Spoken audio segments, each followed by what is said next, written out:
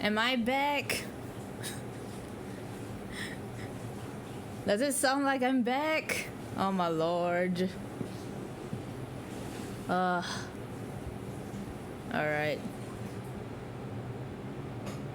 Am I alive? I'm gonna assume that I'm alive. Hold on, let me check if... Okay, pen pressure works and shit.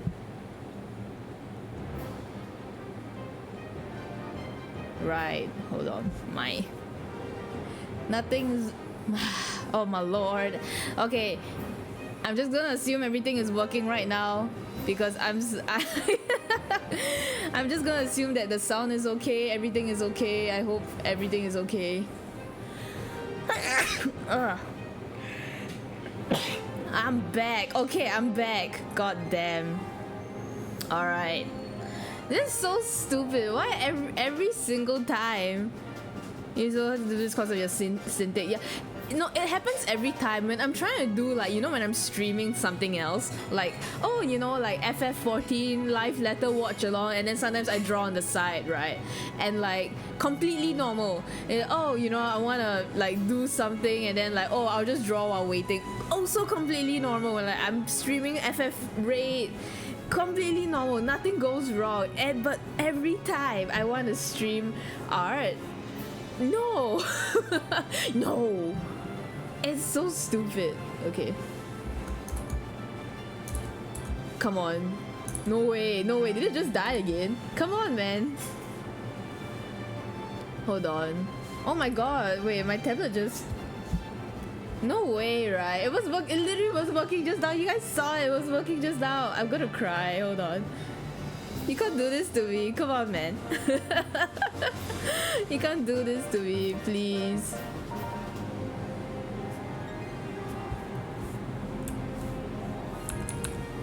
Okay, now it's working. Why? Why do you do this to me? You nasty ass tablet. Alright, man. Fuck you.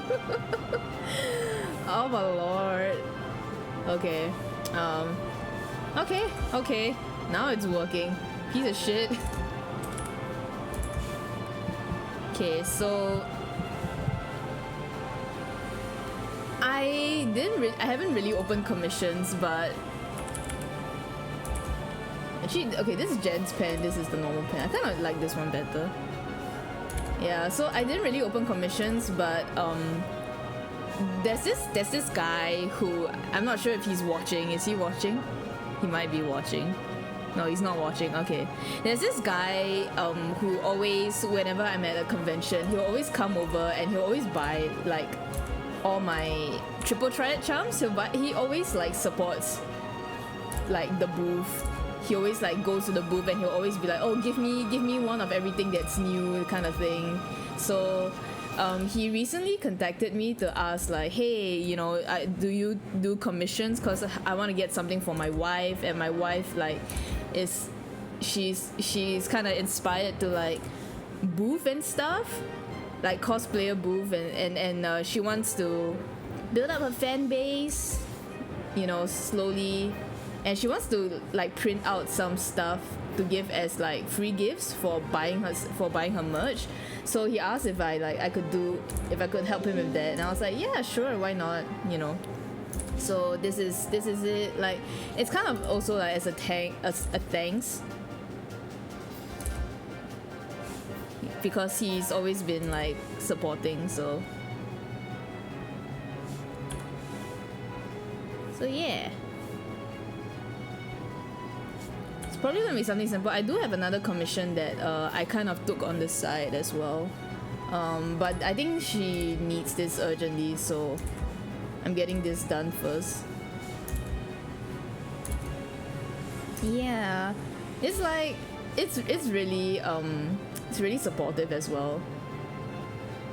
Like, I know, I'm not sure about other people, but there are quite a few people in Singapore at least that, you know, they kind of like, because a lot of the times like these cosplayer like booths, right, like you usually have to, you know, sell yourself as kind of you know, but like, and usually a lot of guys, like, they probably don't really want, like, Singapore's really conservative, so they probably don't want, like, a lot of them don't actually want, like, their girlfriends to, or wives to, like, you know, do this kind of thing. But I'm glad that he's so supportive of his wife, so, you know, I want to support that, and he's been supporting me as well, so yeah. I hope they do well though, because I feel like boofing nowadays is so, like, competitive.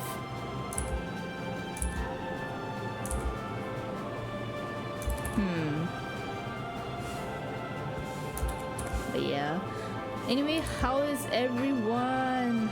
So I haven't been like streaming art for a long time, so like there's a lot of stuff that's happened, I guess, which I haven't really talked about, but I feel like I'm gonna talk about the same things again, since, you know, it's just right after AFA, and despite everything I said, I ended up still going, and a lot of stuff happened. I mean, I think I can talk about it because even though I had very low expectations for it, you know, I kind of accepted it out of, like, necessity in a way. As if I wasn't in the situation that I was in, I probably, like, would not have gone.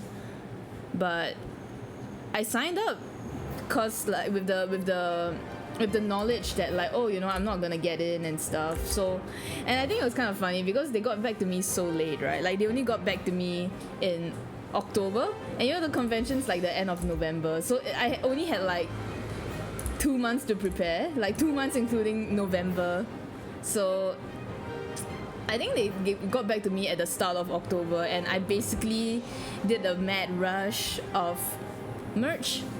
Like, that's why in October you guys saw me like, oh, you know, like damn, like mince is going or something, like I don't know if it's a lot, but like I think I drew a lot in that 1 month, and then I just immediately sent everything to print. I didn't have time to open like pre-orders. Usually I would want to open pre-orders like when I post them, but the thing is I couldn't open pre-orders because it was so rushed, and I wasn't sure, like, oh, you know, how much should I set aside for pre-orders, how much should I set aside for actual convention sales.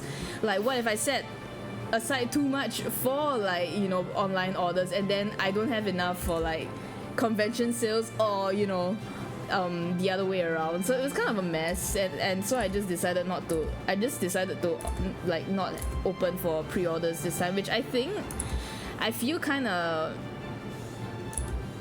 maybe was a bad choice, because I feel like last year you know, like when you review the merch, when you review the artwork for the merch, but you don't open like orders immediately, like if you open orders later, I feel like it garners less traffic.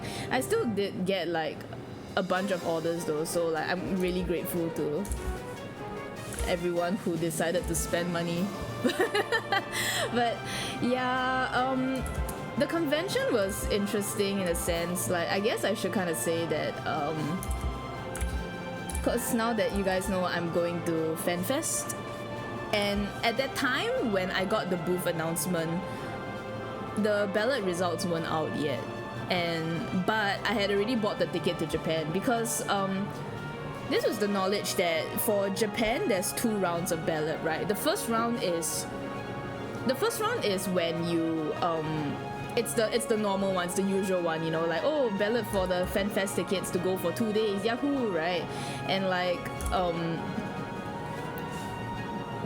yeah, so like I balloted for it, but if you lost that, you could enter like the second round, which is the resale, which means that, you know, sometimes people, like when they ballot for a ticket, people can choose to ballot, oh, you know, do I only want to ballot for 1 ticket, or do I want to ballot for 2? And most people would ballot for 2. Like, most people, even if they don't know who they're going with, they'll ballot for 2. You know, it's just kind of like, oh, just in case a friend didn't get it, or like I heard from my colleague that some people will try and like you know, you like if they win, they'll try and like curry favor from streamers and stuff who maybe are not as lucky, like, you know, like famous people in the community, to like hey, you know, I have a ticket, do you want, maybe I can give one to you, kind of thing. You like, they want to curry favor and stuff.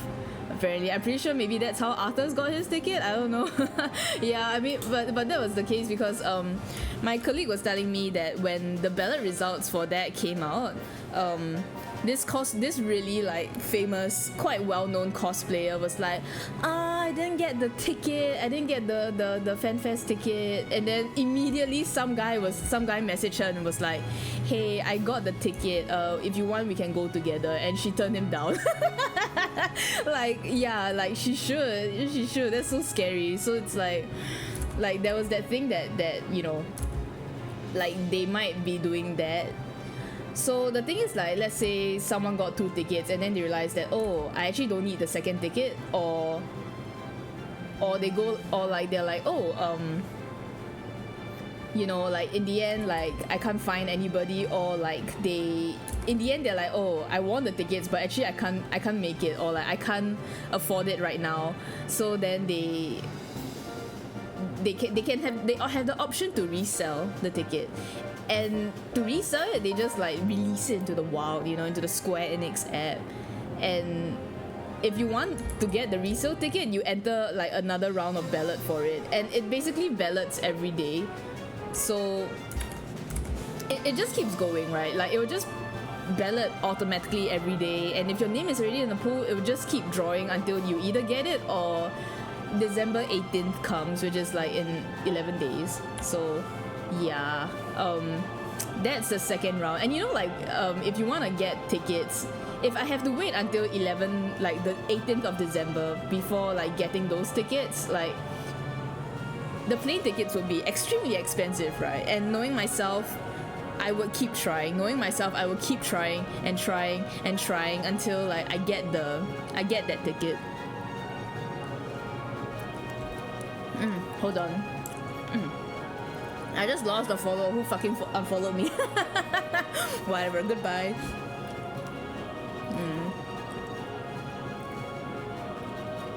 Hold on.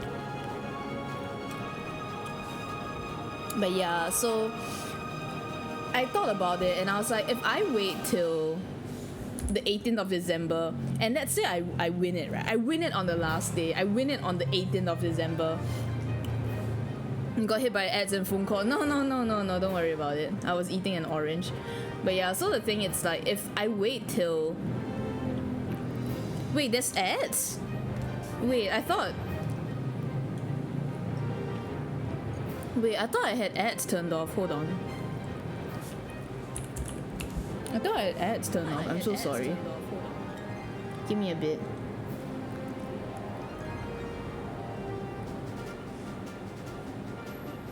Solo gave me a membership to who?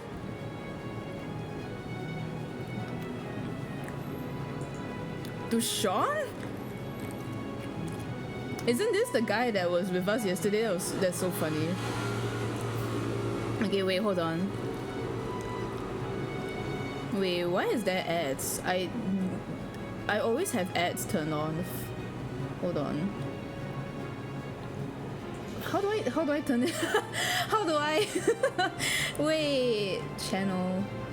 No, not channel. Video producer? Where is my... I guess it's under monetization new. No, oh my god, why is it... What? What stream display ads? Wait, hold on. No. Skip all. Wait. How do I turn it off?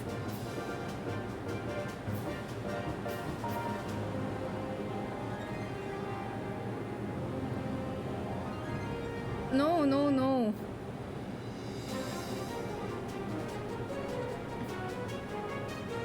What? Wait.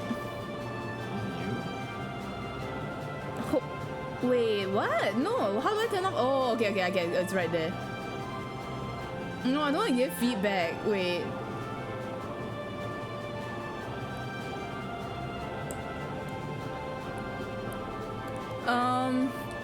Okay, maybe that's why maybe that's why somebody unfollowed. They were like, ads in this shit stream. Fuck it. Oh, okay. I turned off ads. It should be off now. That's so stupid. I don't remember ever turning this thing on. Wait, no, I want to turn off ads. Stop. Okay, it should be off. Please say it's off. Okay, I'm gonna keep this tab here, this freaking window here. That's so weird. I've never turned on ads because it's like that's so stupid. Okay, anyway. Yeah. Anyway, so yeah, the thing about JP Fan Fest is that, you know, right, the final ballot results for the normal tickets, it comes out on the 18th. Yeah, let me know if it happens again. I'm so sorry about that. I'm so sorry. Like it. Yeah. Okay. Anyway. Yeah, so the final date to get the ballot results, like the final chance, it ends on the 18th of December. And I thought to myself, like, you know, I'll keep trying and trying until I get those tickets. That's just how I am, right? So, but if I'm luckily enough to get those tickets on the 12th, like on the 18th of December, the plane tickets would be like way overpriced. It would be so freaking like expensive, and I was just like, I would rather buy the tickets now, right? I would rather buy the plane tickets right now, and then when and if I don't get the FanFest tickets, then whatever, right? I'll just go on a holiday to Japan. Like fuck it, you know. Japan is always good, right? I'll just you know, just go and have fun, right? So that was my plan. And like I have a lot of friends that I didn't really, you know, get to talk to when I was in Japan for 2 days, and I haven't seen them in like so many years. So I thought, like, you know what, this is the best choice. Just buy the plane tickets and just treat it like a trip, right? So, and I was gonna open commissions because, like, even though I had signed up for AFA, I was thinking like, oh, you know, I'm probably not gonna get in because of all the things that I had talked about in the past. Like, I'm probably not gonna get in. So I was thinking like, okay, you know what, like, I should like get some of this money back. And technically the work that I did for Illyra, like, she kind of gave me enough money that it could cover the tickets, but you know, it's like I want to get some more just to like be a bit more financially secure.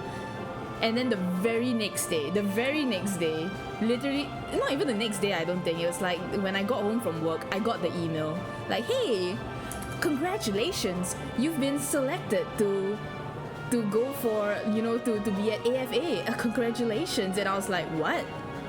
And I was just like put in a conundrum because, like, if I hadn't just spent that money on plane tickets, right, I would be like, no, fuck you, I ain't doing this shit, right? Like, I would do that. But that's the thing, it's like, hello, how you doing? I'm just talking about AFA and shit. But yeah, like, if I hadn't spent those plane tickets, I would have taken that booth. But then because I just spent that amount of money, I was like, huh, you know, it's kind of like, how nice, right? Like,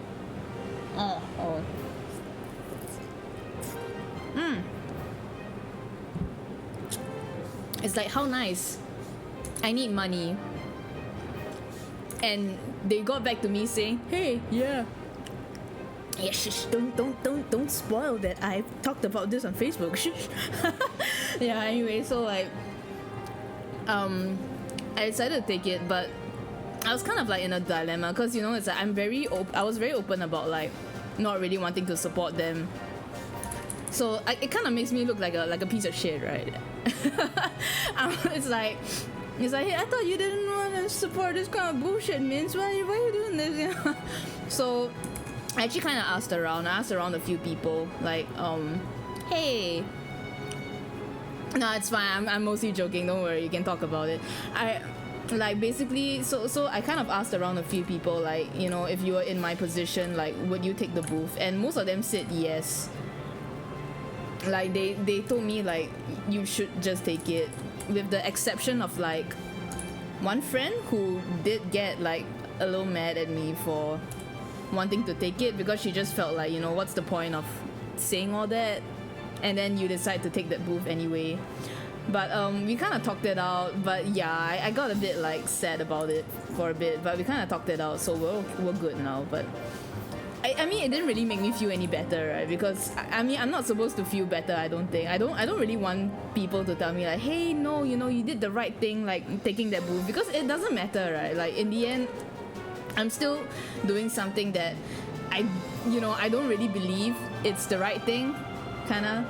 So I was kind of like a bit like eh. But I think in the end, what really pushed me to actually take it was that I was told by another person that, you know, a lot of people, like, the selection process is so strict, and a lot of people would, especially people who,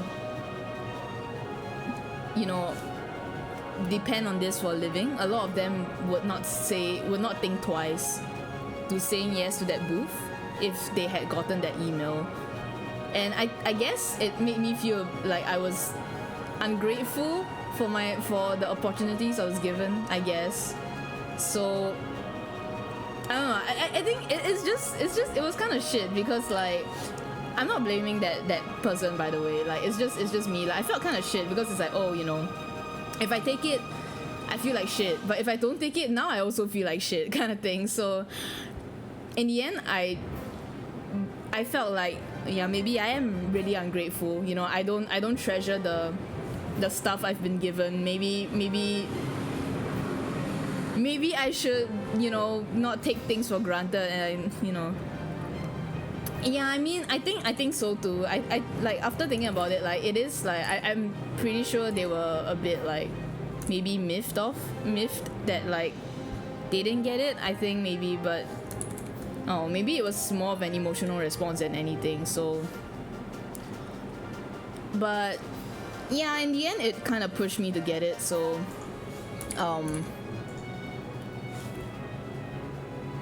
and that's kind of why I just decided to throw myself into making so much merch.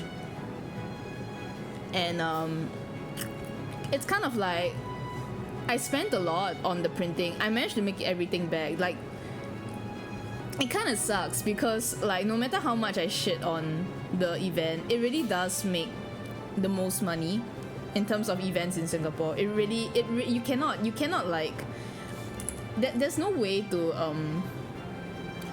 overstate that. Like it just makes more money. It just makes more money, you know. So yeah. But I think like in terms of money, like it wasn't even really that great this year, because like I think there were a few reasons, right? Like, first of all, the entry fee to the event is a whopping $30. That's the cheapest for like one day of a ticket. It's $30. And I know that the AX, you know, like money part depends, yeah, but I mean no, as in like comparatively to, you know, myself, I'm not comparing to like the other booths that draw Genshin and stuff, right? I'm not comparing to those. I'm comparing it to my past experiences, my past earnings, right? And you know, like I always draw like stuff that is not the most profitable, you know. So in terms of that, it was kind of, it's still good money, but it was kind of like, I think I did better. I think I've had better events. I think I did better last year as well. But there were a few contributing factors, right? So like the first part is that I don't think right now, because FF is in a bit of a lull, so I think there were definitely less people who were willing to spend like on Final Fantasy.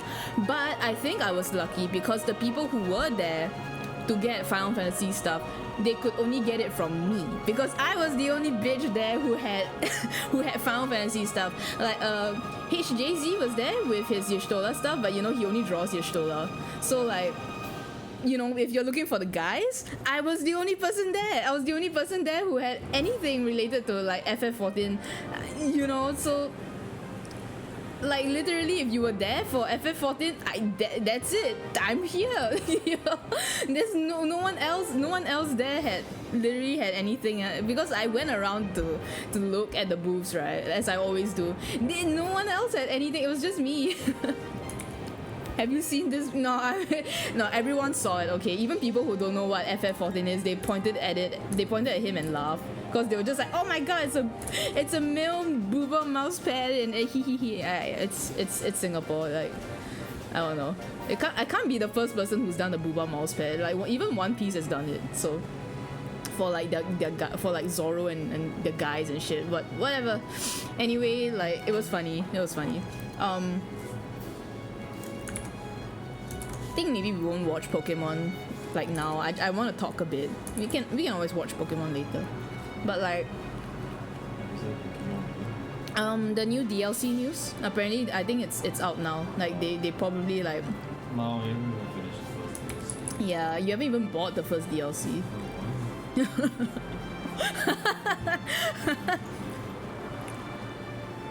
Yeah.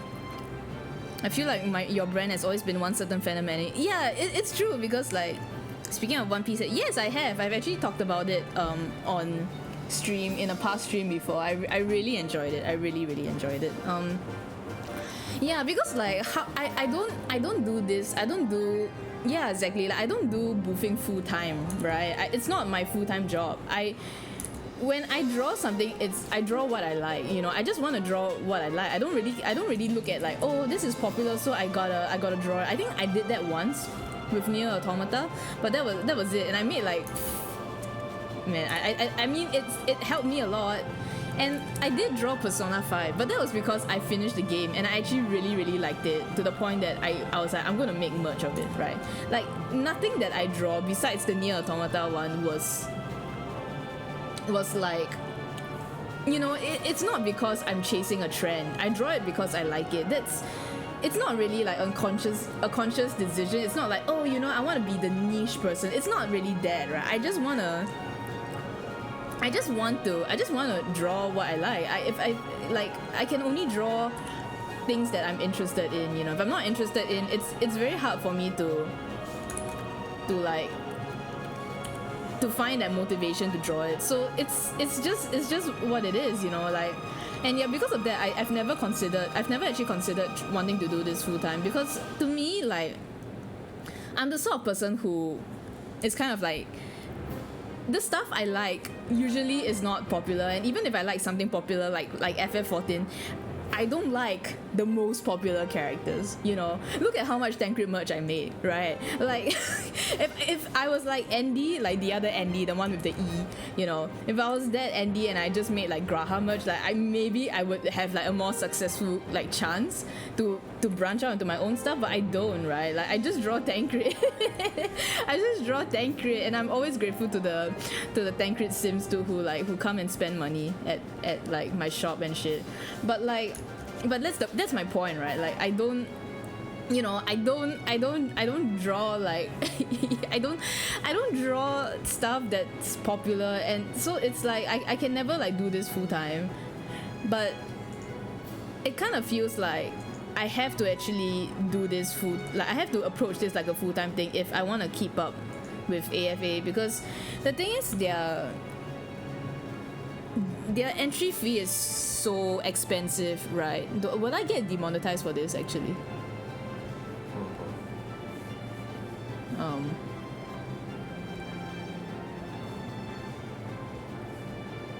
Hold on.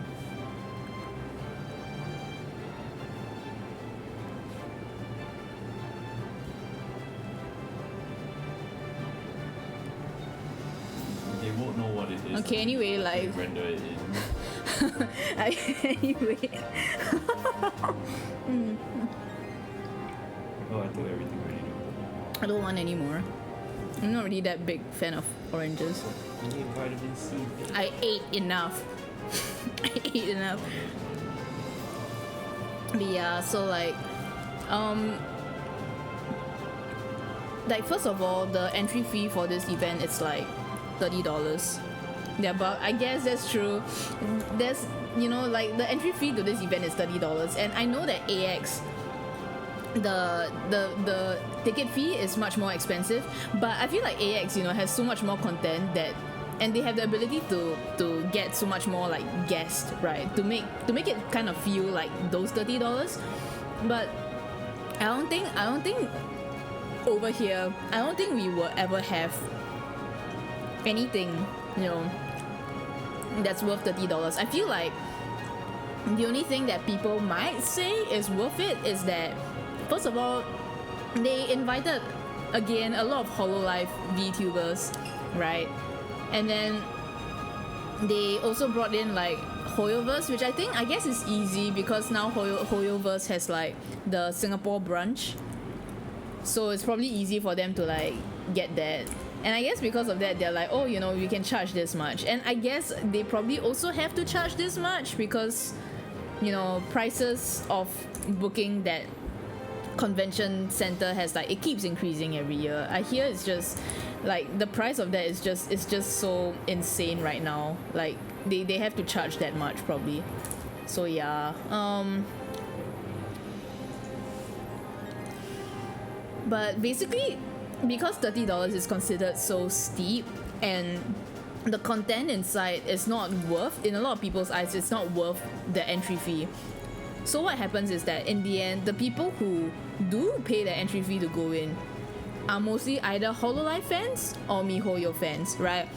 Two things that I don't really sell. I sell Niji Sanji and I do sell some Hololive VTubers, but it's not like my main thing, right? And I definitely do not sell Genshin, so you can see why like I do think that if I want to continue boofing in this event, like they're not gonna invite any like video game stuff, I don't think, like besides MiHoYo, because I just don't think that the organizing committee has that power to really invite like any extra huge guests that are like related to FF14 and stuff like that. So in the end, the crowd that does go there, it's not the crowd that would spend on my stuff, right?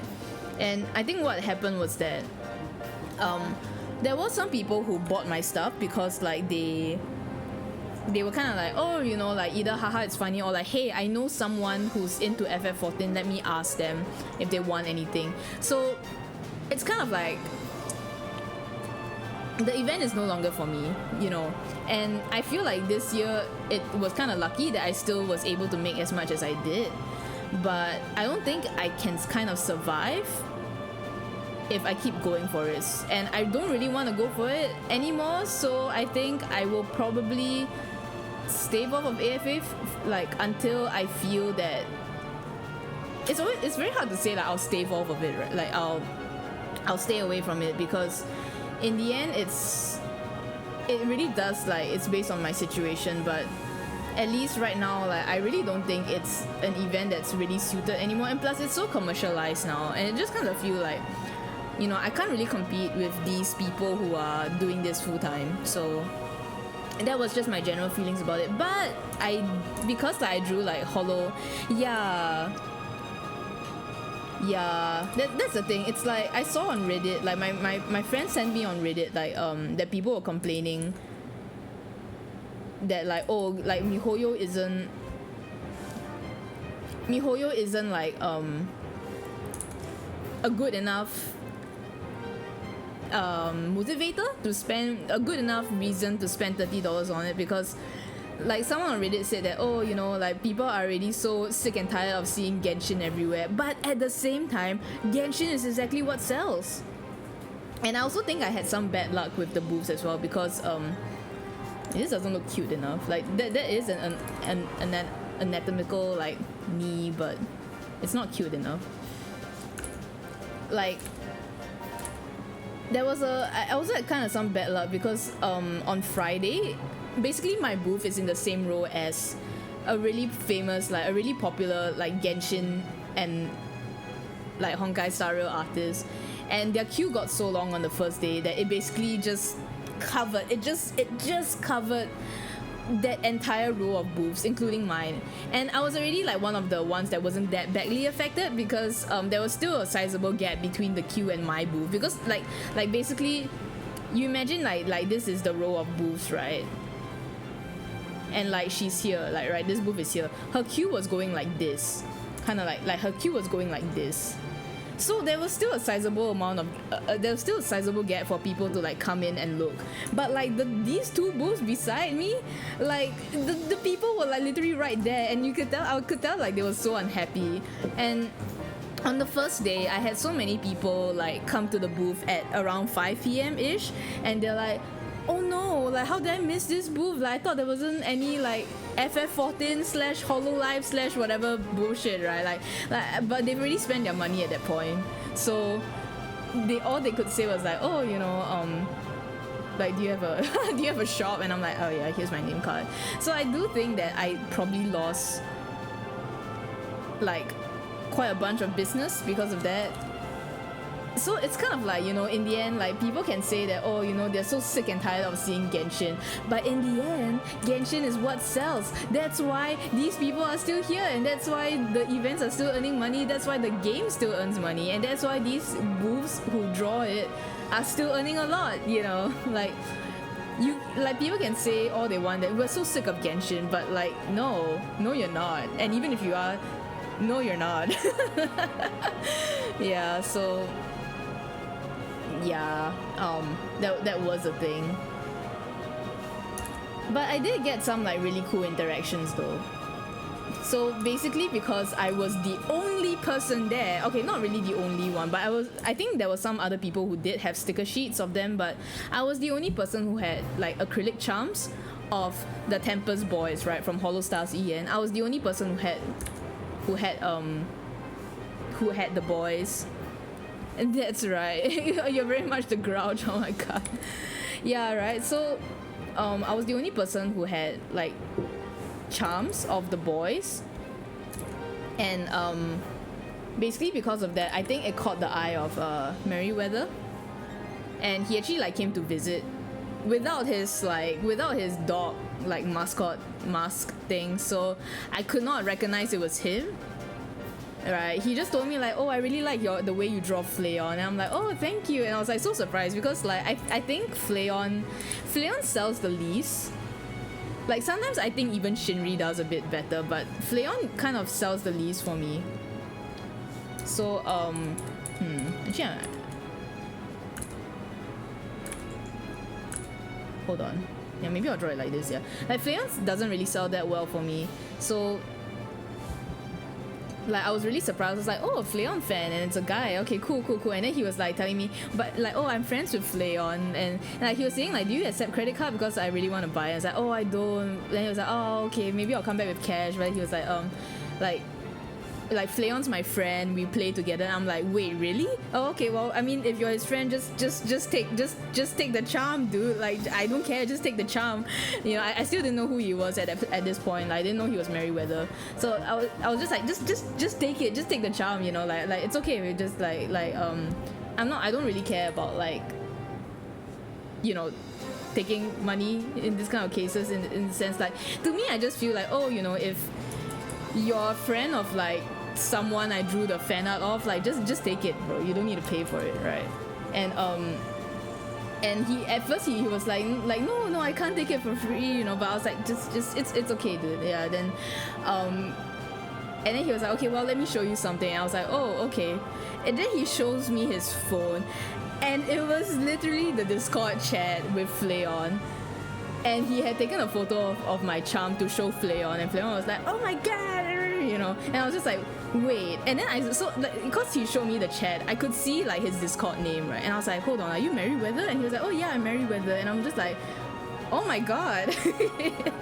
So like we kind of talked to him for a bit and stuff, and he returned to give me like stuff from his booth as thanks for like the Flayon charm. So I was just like, oh, you know, like thank you, but you didn't really need to do that, but I'm glad. So yeah, that was pretty cool. I think that was very cool. And then I guess cause Yuniho was also at his booth, so she came to visit as well to buy like an Altair charm, and I gave her my name card and stuff because I can't remember why I gave her my name card, but I kind of had a feeling that like, hold on, like this is another, you know, foreigner who came like right after Merryweather came to visit. I kind of had a feeling that she probably knew him. So I just gave her my name card, and she was like, oh, let me give you my name card too. And then I looked at the name card and it was like Yuniho, and I was just like, huh? I was like, what? So I was just like, oh my god, wait, I know you, I really like your art. And she was like, oh no, thank you and stuff. So I don't know, that was pretty cool. Like it was cool interactions. I didn't really talk about it much because like, I I don't really talk about these things because sometimes I kind of feel like, am I bragging? You know, am I bragging? But I was really quite happy that they seem to like the stuff I drew. So yeah, that was a cool interaction. And another one that I did have another cool interaction was that my friend told me like, hey, there's this booth that sells really good Arknights prints, and the Arknights prints, they look official, you know, it like they look really official. The art style is very similar to the Arknights art style, and I was like, oh cool, I'll go take a look. So I went to go and see, like Andrew and I, before the event started on Saturday, we went around, we walked around, and we found a booth, and we were like, hold on, this is official art. Like it's not official art, but you know, it's like how when Arknights commissions like artists to draw like promotion art for them to post on their social media and stuff. Like literally, like we recognized one of the pieces on the guy's wall, and we were like, hold on, wait, did this guy get commissioned to draw for Arknights before? That is so cool, right? So I was like, oh shit, dude, I want this print, I want this specific print. Actually, let me show you the print, because like I found it very easily on Google. Let me show you. Arknights promo art. Like, I found it so easily the last time. Now I can't find it. Fuck you. Oh. Select Arknights. Official art. Official art. There have been no ads, right? Oh, I found it. Yeah. There's no ads so far, right? Oh, shit.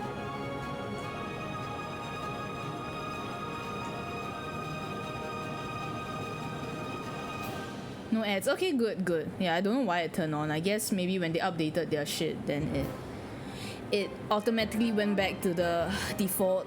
But yeah, it's this art. Like basically the artist who did this was at AFA, and he had this on his wall. And I remembered this one because like obviously I think this costume came out like quite soon after I had caught up with the story, right? After I caught up with the story, and I really like Selig. I really like Selig as a character. She's really cute. She's called Jane. Her real name is Jane, I think. So I was like, yo, I want that, right? So on Sunday, I kind of like, because Sunday is usually the final day is usually when there's not much business going on, there's not much crowds, it's a bit chiller. So I was like, okay, it's now or never. So I went to that booth and I was like, hey, you know, I really like the Silic print, like how much is it, you know, can I buy one? And the guy was like, oh, it's official art, so I'm not allowed to sell it, but if you come back later, you know, I can pass you the display copy. And I was like, can I not at least give you some cash in return? Like, I don't feel right getting something this pretty for free, you know. I don't feel right getting something this pretty for free. And he was like no, like I can't sell it, so it's okay. So I was like, okay, hold on. So I went back and I had some Arknights charms, right? I don't know if he even likes those characters, but I basically just gave him like some of my charms. So this is the only Arknights thing I have. Please take them. And then he was like, oh, let me give you some charms in return. I was like, no, wait, no, these is supposed to be for the print, no. But like he gave me some, he made some OC charms, I think, so he gave them to me in return. I was like, because I don't think he's into FF14, and I like the only thing that I feel is worth to give him is like FF14 stuff, you know. So I was just like, fine, like okay. So he was really nice. Like I went back to him like after we were all like when the event ended, and I was like, oh, like is it okay? Cause like he was kind of packing, and I was like, is it okay? Like is this a bad time? He was like, oh no, not at all. Okay, let me take down the display copy for you. So he gave me the display copy, and I asked him to sign it, and like he signed it for me, and so now I have it. I have it in my house, sign. Yeah, and I think we exchanged like Twitters as well, because he saw that I had the exhibitor badge, and he was like, oh, are you an artist as well? I was like, oh yeah, like my booth is over there. He was like, oh, let's exchange Twitter. And I was like, what? You know, I was just like, huh? Like you are like, apparently he's a teacher. He's like an art teacher. Like he teaches like classes and stuff, concept design. And I was just like, are you sure? I'm just a, yeah, you know, I don't know. But he says he's not really active on Twitter, so, which is good. Please forget that I exist, you know. Like I just don't, I don't know why I get so like don't perceive me, you know. If you're like, if you have this much standing, don't perceive me. I get very nervous. Like, don't perceive me, because I'm very cringe. Anyway, so yeah, that was the cool. Yeah, I'm he's really nice. He's very, very nice. I don't know. Thank you. And he said like the stuff I did was like was cute, and I was just like, your your stuff.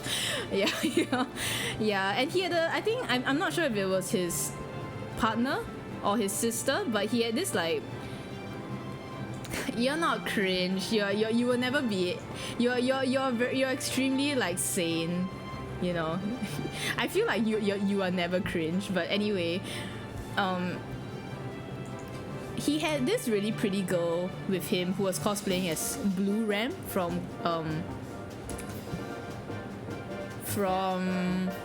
shit. What's the anime? Zero. I knew you were gonna say that because that's what I'm thinking of as well. Okay.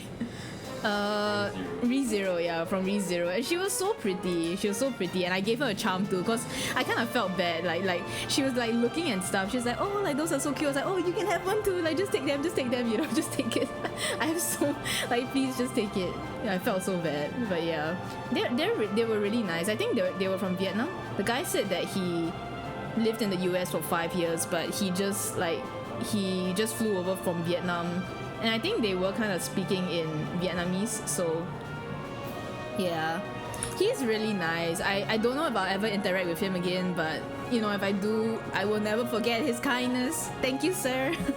Right, the Twitter is, I should link their Twitter. It's not nice if I don't give them a shout out.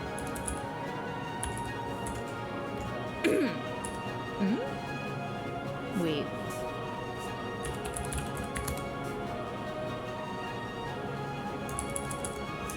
Yeah, it's this guy. He's really good. So if you ever, I don't know if he ever goes to any other conventions, but if he does and he's there, like, you know, just support him. His work is great, astounding, and he's genuinely a really nice person. So yeah, support him. Yeah, anyway. Well, I mean, I don't think I need to be the one to say that. I'm pretty sure he gets like so much, but you know, like that is his social, yeah. And that was about it. I kinda, yeah. He's so good. I know, right? And you know, he was like, oh, let me show you something, and then he just took out his iPad and he showed me like the working file for that piece that I got from him, and I was just like, you did this on your iPad? What in the heck? What in the heck? But yeah, it's just really nice guy. I think he was like, I told him that I recognized it. Like he was like, oh, it's official work, and I was like, yeah, I know, because like I saw it like being posted on the official, and I recognized it, and I really like it. And he was like, what? No way, that's crazy. And then to me, I'm just like, wait, what? You know, because like to me, when your art is this good, I'm just like, I would imagine like so many people would be like, oh, you know, you yeah, I think for me, I'm used to, like, because it's such a grand piece, like you would think that like they did it on a big screen, right? Like it's so weird to think that, oh, they did it on such a small screen. So it's kind of like, wow, that's all they need, you know, this small iPad that they just draw on. But yeah, so that was really cool. I think that was like really unexpected, and it's because of these interactions that made me feel like, going there was kind of worth it, I think. Because otherwise I'm just sitting on a chair. Like, I think right now I'm so, I've gone to so many conventions that it's very hard for me to really like look around, and because like a lot of the booths there were like Genshin, right, or stuff that I wasn't really into. And again, there weren't many books that I bought as many books as I could, so I still increased my book collection. I don't really buy Genshin books though, for obvious reasons, but like I bought what I could, Andrew bought what he could. But I feel like I don't really spend much on artist alleys nowadays even. So basically conventions have been more and more still for me as time goes on. Like, I still think the best convention I've been to in the past like few years is still like Maker's Quest, because it's an FF only event, and it really felt like the people who were there, the Final Fantasy people at least, they really wanted to be there, so yeah. Like, I know there was still a lot of like, I feel, okay, this sounds so mean, but the booths that were at Maker's Quest that weren't selling FF14 stuff, it felt like they were just treating it as another event to try and make like buck, off. So it didn't really feel like they wanted to be there, but the people that were there and had FF14 stuff, it really felt like they wanted to be there. So it felt really fun. And the people who were there, they were obviously there for Final Fantasy. So it was just really nice. Like, people were so, like, they were like, oh my god, I recognize your character, or like, oh, I love the way you draw this NPC. Oh, like, and they would just start talking to you about stuff. So I felt like that was really like the best experience of the year.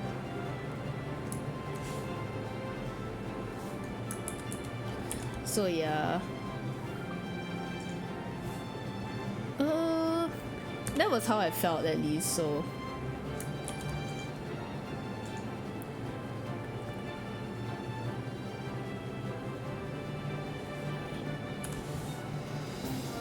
Conventions are going to make people in chat, especially if it's a common thing you share. Yeah, that's the thing. So the thing is, a lot of the people that do like the common things were not at AFA, right? Because of like the stuff I kind of said, the stuff I kind of mentioned. So it just felt I felt like this one was kind of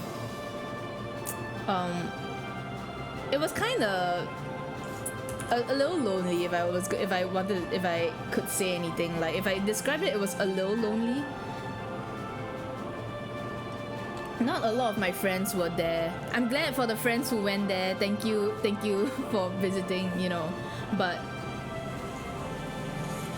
yeah, it's just like, okay, I guess I should have expected it, like, after all. Like, I was really worried for the event because I just felt like no one would really go, which I was kind of right. I felt like I was just really lucky because of how outlandish the Tancred mousepad was. There were actually quite a few people who bought the mousepad despite not knowing who the fuck Tancred is, and they don't even know Final Fantasy XIV, like, they've heard of it but they've never played it, but they're like, this is so funny, I'll buy it. And I think the funniest part was that there were a lot of guys who were like laughing at it, right? And some of them do play FF14, and then they decided to buy the mousepad to give it to their homies for Christmas. They're like, hey, we should get this for that bro for Christmas. Yeah, let's get this, bro. Yeah. And they were just like laughing. They're like, and then I did have like black plastic bags that were opaque. So I was like, do you want this plastic bag? They were like, yes, please. I thought it was really funny, and I will never forget the Tancred is the gift for. Yes, that's right. He's a homie. He'll help a homie out. So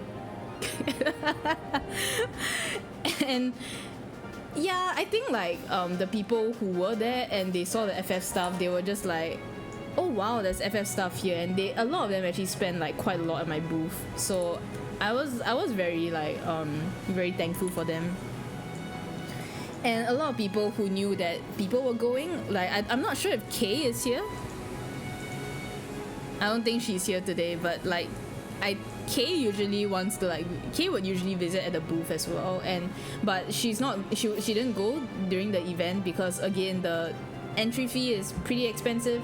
So but I think like she said her friend went and she just asked her friend to like help get stuff from me, and it's like, you know, I always appreciate it.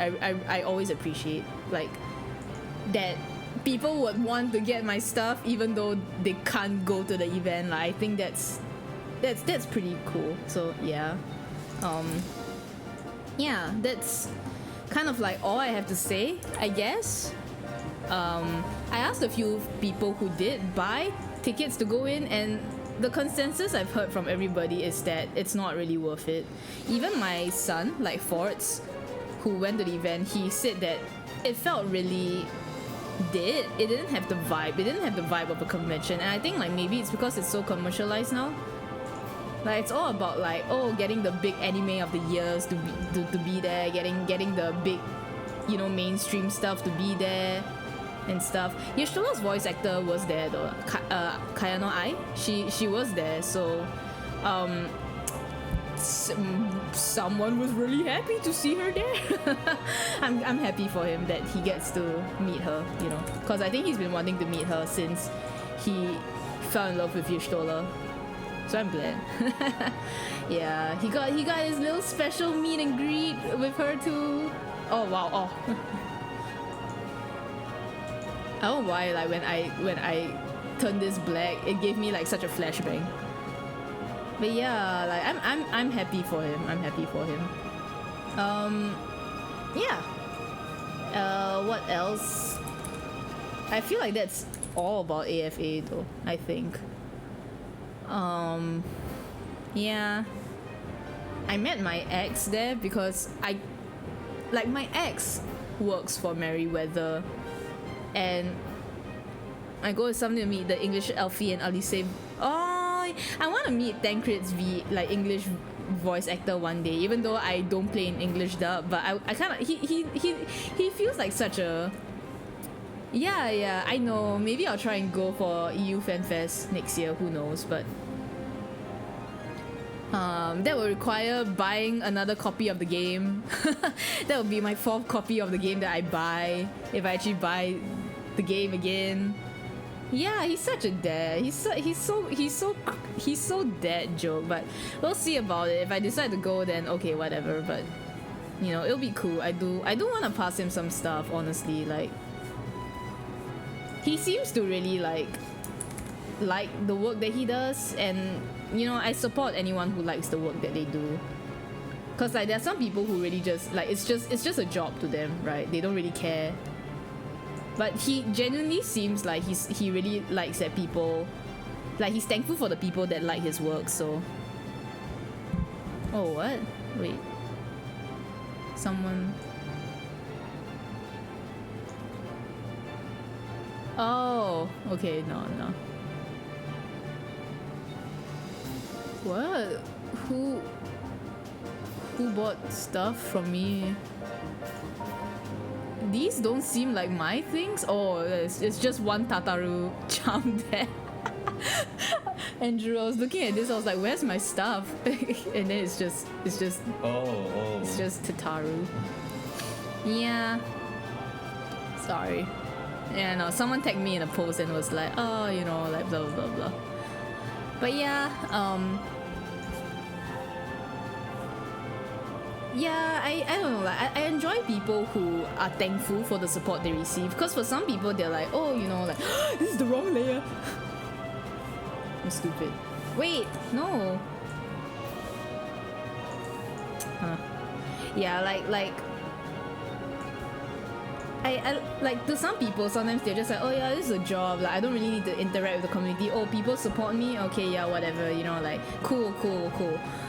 But like you can tell, like all the English voice actors, they seem to really like enjoy that people enjoy their work, and I want to support people like that, you know. I want to say like, oh hey, like thanks for like, you know, putting in the work that you do. So like if I ever do meet them, you know, I would want to bring some stuff for them. Like they seem like really cool people. But yeah, I will be going JP Fan Fest, but I'm not gonna be, I'm not gonna be able to meet any staff there because I'm stuck in the in the upper seats with no with no access to the seats down below. So it doesn't matter. It's fine. I just, the fact it's not easy to go. It's not easy to go. I bought 2 copies of the game just to ballot for those tickets. I'm grateful that I even get to go. There's always next time, Yeah. Okay, maybe I will try. Like maybe after I get like this month's pay, maybe I'll consider. Always good to like get the account early so they don't think that, oh, you just created this just to ballot. Ugh. Yeah. But yeah. But anyway, the ticket that I won, like, so if you can buy the resale tickets, but I haven't been lucky with that. I didn't get it. So I mean, there's still days, but basically I decided to, why not just try for the stage tickets. They are half the price and you can only look at the stage, but to me I was like, fuck it, if I get to go, I get to go, so yeah. Wait, what? Oh.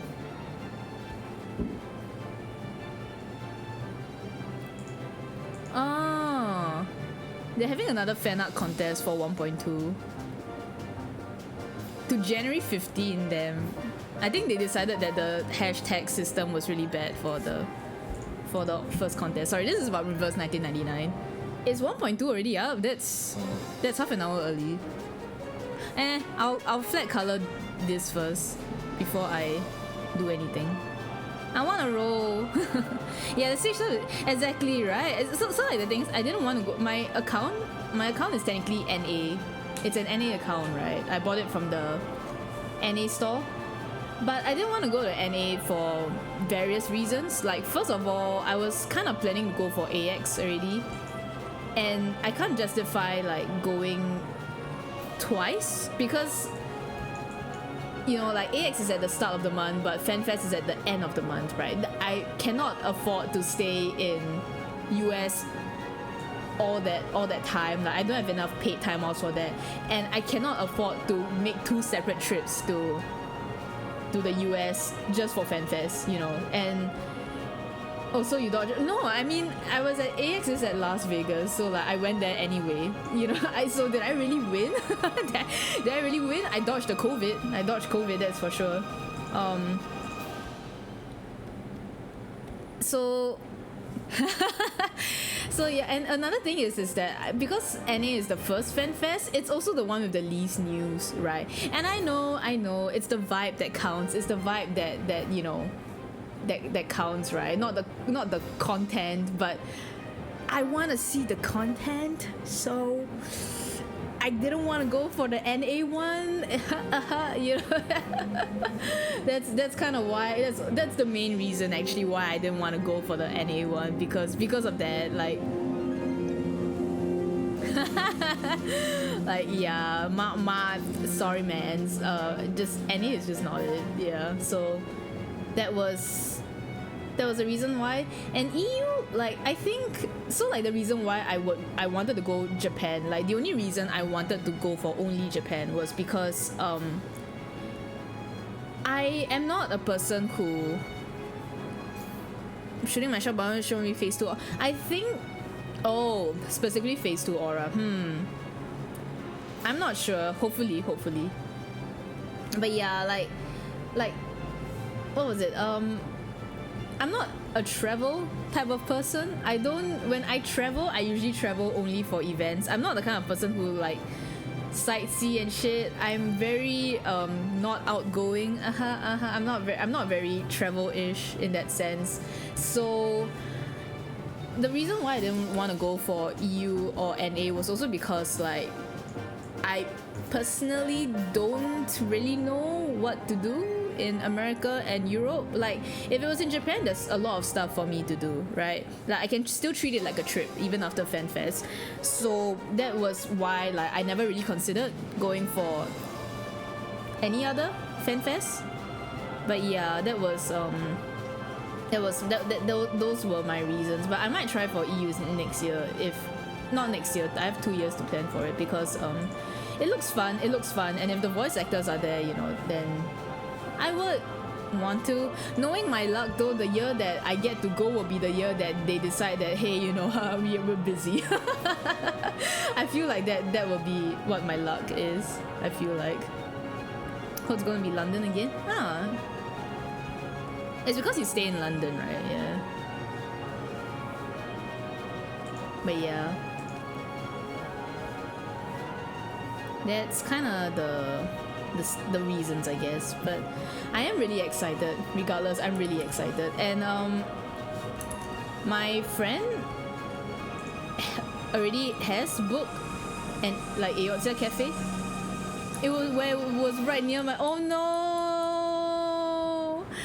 Would you have tried to sneak in actually? Like I saw in Kogon's video that some of his friends actually just like sneaked in to FanFest. Like the security was so bad that they just like waltzed right in apparently without checking. I'm not promoting this, alright? I'm not promoting this.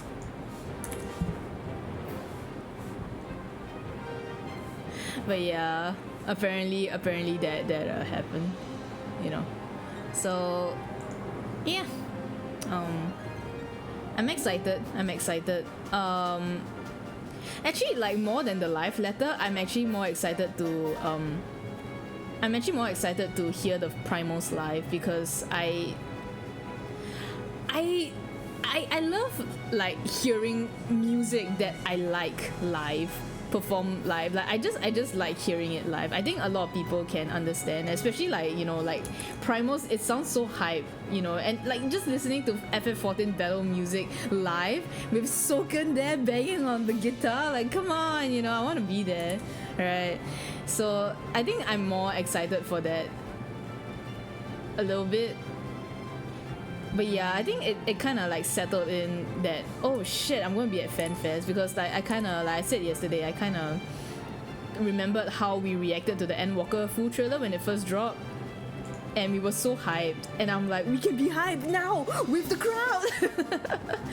Oh my god. Yeah, I'm so excited. I'm so freaking excited. And after that, like, I haven't decided what we're going to do in Japan, but I think I just want to eat a lot of food.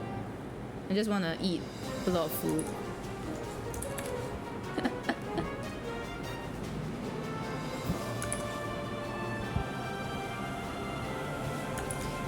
Yeah. I do rewatch old clips from previous FanFests of the trailers. Yeah. It's so good. Oh yeah. Speaking of rewatching stuff,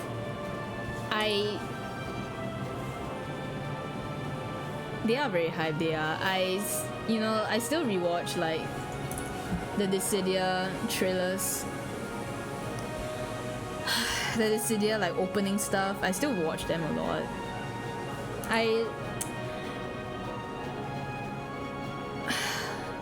don't know. Okay, it's so weird of me to follow up like, you know, like saying, oh, I'm so hyped to like this sad news, but like I am kind of sad that Dissidia is no more. You know, like it was such a banger idea. And the first two games were so good, and then they completely just like messed it up with the third game. And like, no one likes mobile games, man. No one likes mobile game adaptations of a series that was not a mobile game. I don't think anyone likes it because like no matter how you do it, it's just gonna be seen as like milking the thing, right? It's not gonna be seen as canon. It's gonna be seen as like you're just milking the series, you're milking the fans. Like no one likes it, you know, no one likes it. So like I was happy doing what I did for it, but you know, I'm glad that I got to contribute to this series that I love very much, that I've still never played a single game of. But I love it very much, and I'm just sad that, you know, it died before I could really it died before I was able to experience it on any platform. But yeah, I guess that's how it be sometimes. and I will never forgive Square for their shit ass decisions of like regarding Dissidia. I'll never forgive them. Like, I swear their decisions for Dissidia was, it's not great. Okay, maybe I shouldn't say this, but Square doesn't watch my streams. Fuck it, you know. The people who care don't. The people who this is about won't. They won't bother watching my streams. But yeah, I feel like Square just kind of dropped the ball on Dissidia, so unfortunate, but that's how it be. Yeah, I'm glad to whoever that, all the people that played, you know. I think like we were genuinely surprised when the, you know, I mean, we knew for a while that, I knew for a while that it was gonna die. Yeah, I hate Ever Crisis. Like, I'm pretty sure the people who worked on it are really proud of the work they do. I hope so, you know. But I hate Ever Crisis. It's just so stupid. Just stop, just fucking stop. But anyway, like, I think Dissidia for us was like, when we knew it was gonna like be shut down, I knew quite long ago. Obviously I couldn't say anything about it, but like, I think we were really quite surprised that so many people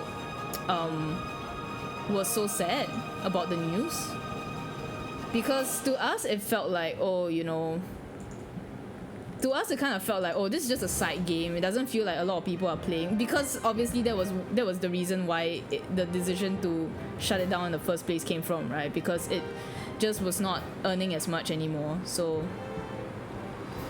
but we were quite surprised that so many people were legitimately quite sad about it when the news got announced. And I don't know, like, it just kind of makes me glad, because people were saying like, hey, you know, can you at least give us all the stickers so that we can save them somewhere else? And I was just like, I'm glad you guys like them. I'm glad you guys like them. It was fun working on them. Yeah, I don't know, I'm just sad. Like, I'm not sad that a game I worked on, like, that a game that I had a hand in, like, is gone. I'm more sad that the franchise of Dissidia is gone. That was the last game that was alive. So I'm kind of just very bittersweet about it, because it was good. Yeah, I did play a bit of it. Actually, do you know why I stopped playing it? I actually played it when it launched, because it launched when I was already in the company. So like, the company was like, hey guys, let's all play it, like, and then they turned on the company Wi-Fi for everybody to use, and we were all downloading it, and we were all like, you know, the entire office was like rolling for the weapons and shit. They were like, yo, what you get, you know? It was cool. Like, launch day was cool in the office. It was really nice. I stopped playing because I could not get Tancred's weapon. Tancred's event came out, I could not get his weapon, and I was like, fuck this. So I stopped playing. And I was juggling a lot of mobile games anyway, so I think it was a good decision. I knowing what I know, the grind got really bad, so I think it was a good choice that I stopped playing. But you know, like, I'm glad that it lasted as long as it did, because in this era of mobile games, it really, you know, not a lot of games get to live for this long. So I'm glad that it did, you know. I'm glad it did. So, like, as much as after a while it became kind of a slog to work on, like, I think the people who worked on it, they like Final Fantasy, you know. At least one of them, at least a few of them, they like Final Fantasy, and there was a lot of heart put into it. So it was made with more love than a lot of the games nowadays, than what Square themselves are putting into their games nowadays. So yeah, and I just feel kind of sad, because like, I've read the replies, I've seen the complaints, I've seen the stuff of like, why was there none of these characters Why wasn't there this? Why wasn't there that? I know the answers. I cannot say it. I cannot even say it here. Like, I will actually be, you know, if it gets out that I said it here, like, I don't think I'll live it down, and I might get into trouble, so I won't say it here. But I guess the most I can say is that we tried. We tried really hard, and you know, I tried. My colleagues tried. We tried to get stuff, you know, we tried to ask for stuff, and it was all rejected by the leading party in this franchise, you know. So not that we never tried. Okay, if you know what I'm talking about, you know what I'm talking about. Okay, but we tried. They said no, so they said no. So yeah, but yeah, you know, I'm glad it lasted as long as it did. Yeah, I'm bittersweet that it went, but I think it had a good run. So, and I think that because of that now, it's a bit sad to say, but it did take up like a lot of like the workspace. So I think now that it's gone, a lot of the people are now free to work on like other projects, which maybe is also a good thing, because you know, like it's never good to work on like one thing for too long, right? So I think that's also a good thing, like that now the people who were like assigned to that, like I got taken off of it because they wanted to move it to someone else. They were like, okay, you've been working on this for like almost 2 years, we need you to do other things. I'm like, yeah, no problem, you know. So I'm glad I guess, because at least the junior that took over after me, like, she's not really that big of an FF fan, but she's like the aesthetic, but she's never played a single like Final Fantasy game. And I think it's like, you know, it's not good for her to always be stuck.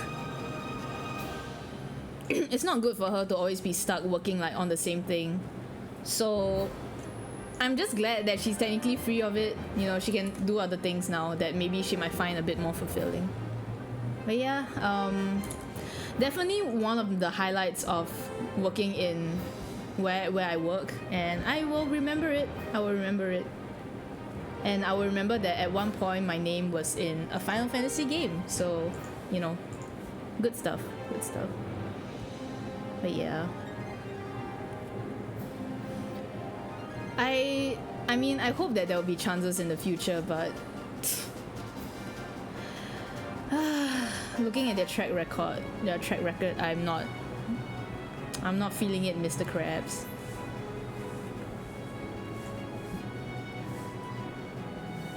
So unfortunately, if you can work on a project for quite some time, you can, yeah. I mean, like, I think Pokemon's the best example of it, right? Where you work on something so long that it just, yeah. For my side, because like technically our work, we kind of have to work on different things at once, like many different things at once. So it's not that bad, but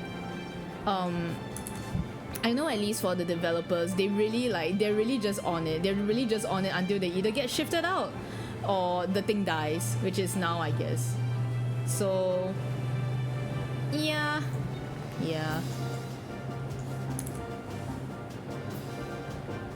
Okay, wait, actually I'm gonna check if reverse is up, because if it's up, then maybe I'll just do some rolls. But yeah.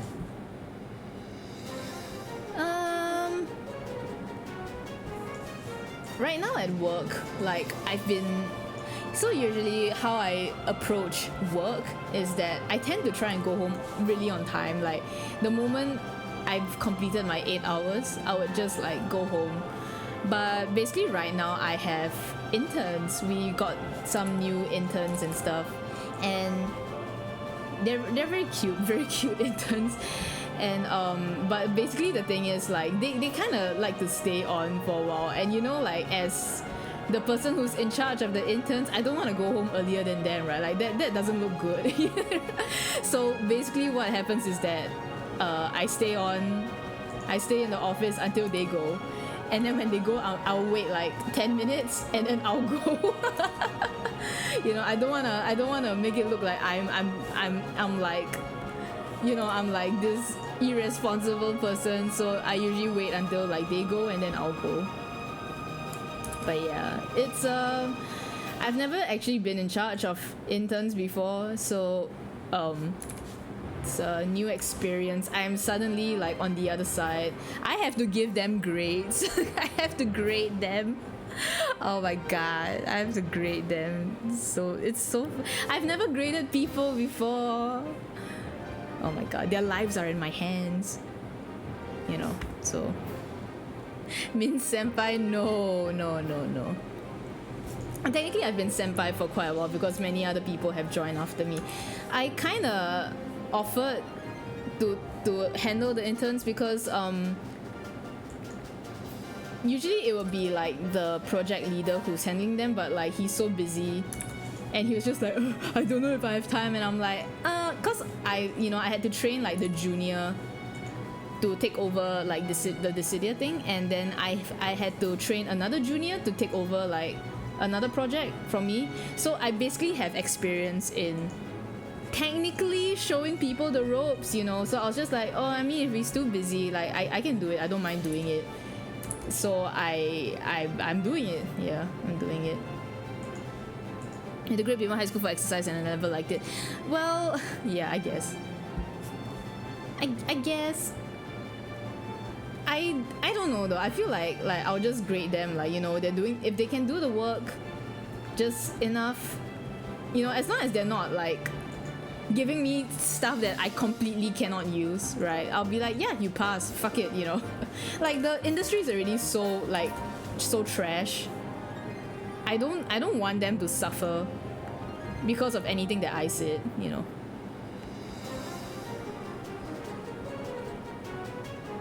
I've never understood people who like get some kind of sick power trip from like interns and shit. Like I just think it's so stupid. Like, you know, they depend on you. They depend on you for like so much stuff. The least you can do is, you know, the least you can do is like help them out. You know, there's no like, I don't feel any satisfaction out of bullying people who are like below, like quote unquote below you. It's so stupid. Just help a peer out, man. But yeah, I don't know. I just hope that I'm not scary to them. You know, I always try to be like, hey, yeah, like yo, hello, fellow young kids. They're so young, man. They're like, I don't think they're even 21 yet. They're so young. I used to be that young once. After many years of hard work, I'm no longer young. Most terrifying, yo. Yeah, honestly, sometimes I feel like when I go to them, and you know, I'm really short, like IRL, I'm really short. And I feel like, but yet, when I approach them, I go like, hey, you know, how's it going? I feel like they just like look at me like, oh, and I'm like, please don't look at me like that. I'm just a guy. I'm just a guy. As long as you're doing your work, I will not do anything to you, yeah. I remember some people in the past, some people used to think that I was very intimidating. And I was just like, why? I'm not even 5 feet, however you pronounce it, 5 feet, foot, whatever. I'm not even like that tall. I'm practically a Lalafell IRL, like, don't be scared.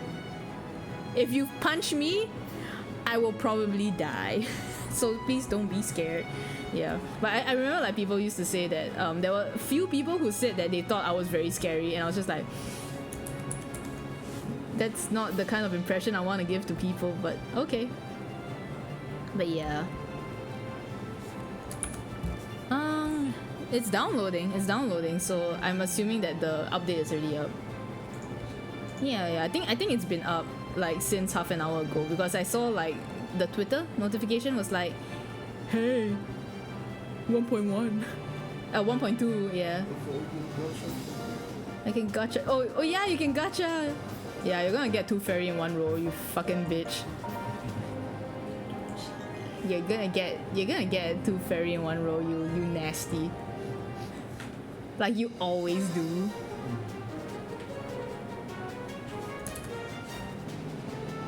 Are you guys gonna get like 3.0 for Clip Studio Paint?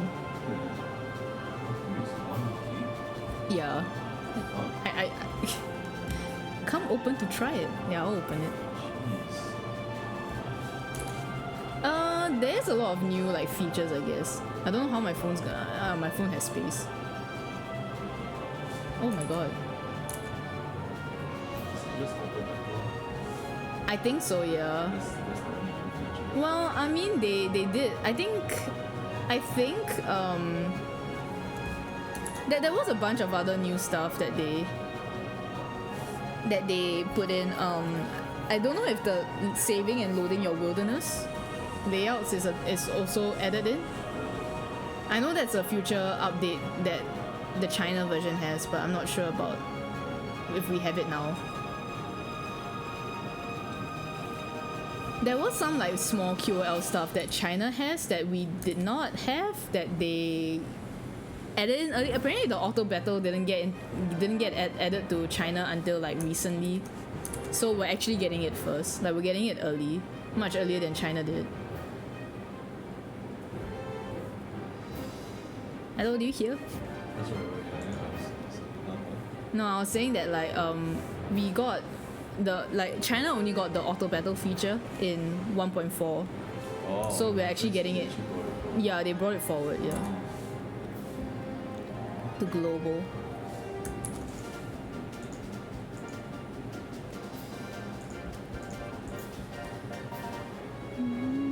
Has it been playing the same song? Oh my god, it has. I'm so sorry. I did not realize it was playing the same song for like an hour and a half. Wait, why is it? Play something else.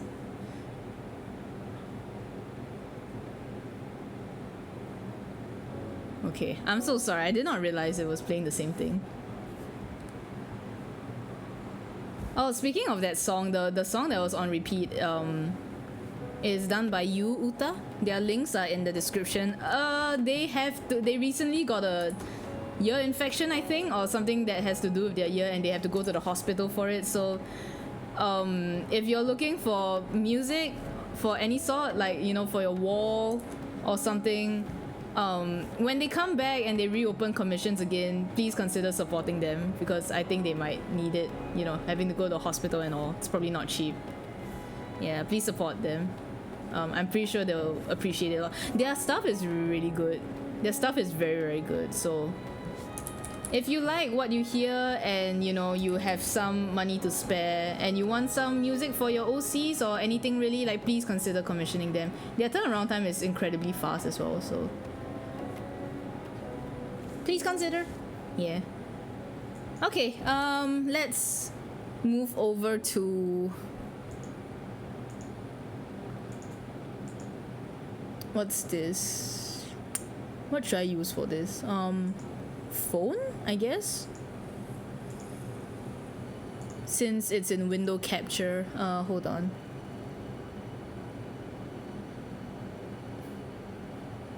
Yeah, okay. We're just gonna do a few rolls because I just wanna gacha. Hold on. Wait, what?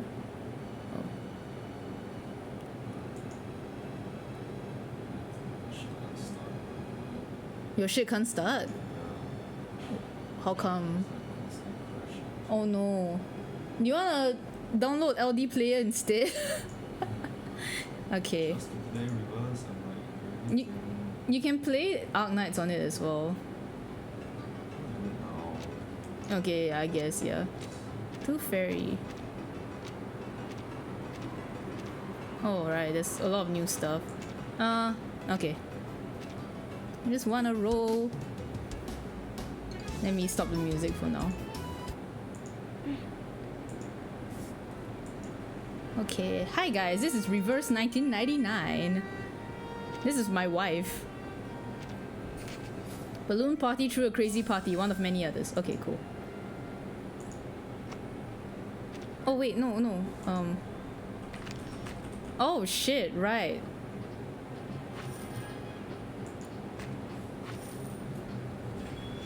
Oh.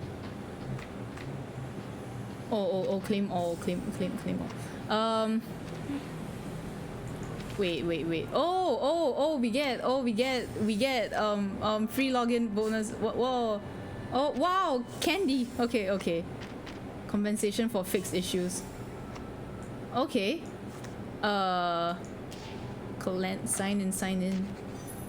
No, I won't get this. Yay, gems. Okay, new bank, new.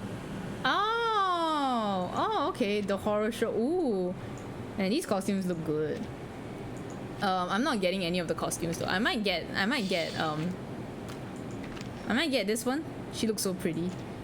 Okay, summon. We're going to summon. Okay. Yes, summon. According to stuff, I just need 5 rows to get her. Just wanna. Yes, give me.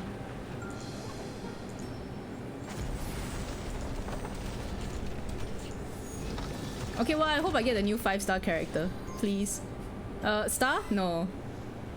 Oh, okay, cool. It's right up. Cool. They've never, you know, it kind of feels a bit shit because they've never added like any more 3 and 4 stars in the game. So it's just like, okay, well, just 3 more rolls, I guess. You can skip this. Eagle. All right. Oh, nah, it's yellow. I might have to hit pity for this. Oh, 2. Blondie, please. Blondie, star. Okay, whatever. Silent. Star. What the fuck? Oh, okay, he's new for me. I've not had him.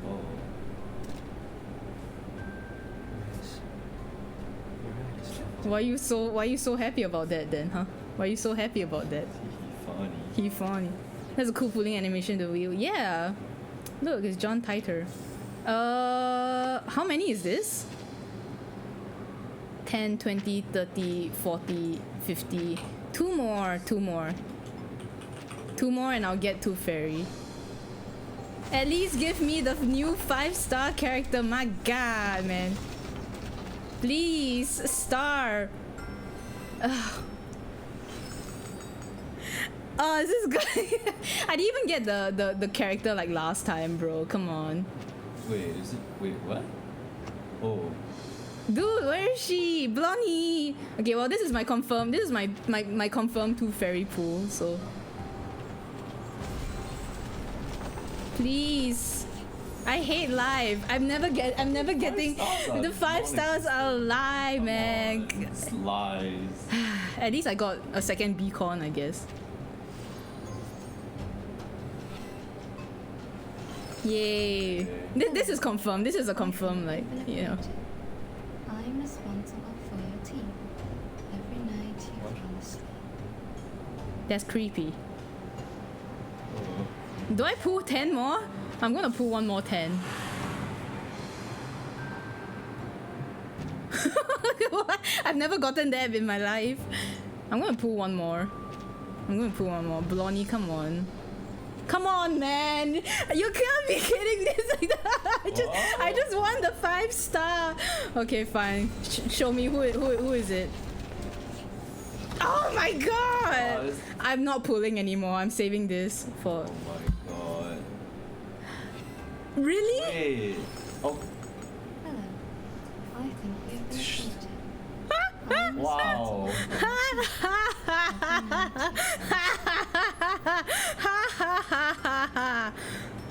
I'm so. Okay, I guess I'm not getting any of the new 5. Fuck it, man. Alright, that's it. No more. I'm so sad. I will have no teeth. Yeah, she's gonna steal all my teeth. I'm gonna sleep and I'm gonna wake up with just gums. I can't believe it. I can't believe it. I get a pot 1 tooth fairy before the new 5-star. I don't understand. I didn't even get the 5-star from like the previous event as well because like my luck with 5 stars is just abysmal. Yeah. Hey, look at the art for this game. Look, it's a dog. That puppy is delighted by your visit. He is about. He slaps the freaking. He slaps the freaking translate. Look, this is the girl, my girl. I love her. She's voiced by Tataru. She's voiced by Tataru. Yeah, the same person as Tataru. She's so cute. Her smile gives me life. Marvy. Look, isn't the sun in the sky shining like a record? Woohoo! Release! Woohoo! Everybody, let me see your hands up! She's so cute. Okay, anyway. Yeah, it is Tataru. She's so cute. Come on, man. Oh my god. First, Just to be sure, you didn't bring any coins, did you? knock first. Now walk out and Do you get anything? Oh, your bond is up. Monitor assistant badge of SPDM. That's so cute. Alright. Stop talking. Cool. It's time for a checkup. Please open your mouth. No. Stop talking. Stop talking. Shut the fuck up. That's what she's telling you. Shut up. Wait, what did the portrait do? Ultimate does more damage. Yeah. This one's the ultimate does more damage. This one is that Oh. this one is the one that people want. Right. Yeah. But I'm not doing anymore. I'm not doing anymore. That was crazy, bro. But. God, Man. five stars Yeah, are 5 stars in this game are 6 like stars. 5 stars in this game are like they don't exist. They do. They do. I'm happy that I got 2 copies of her. Where's my hanky? I'm so sorry. If you got a full portrait of like Sasuke, you should never ever get her again. That kind of shit.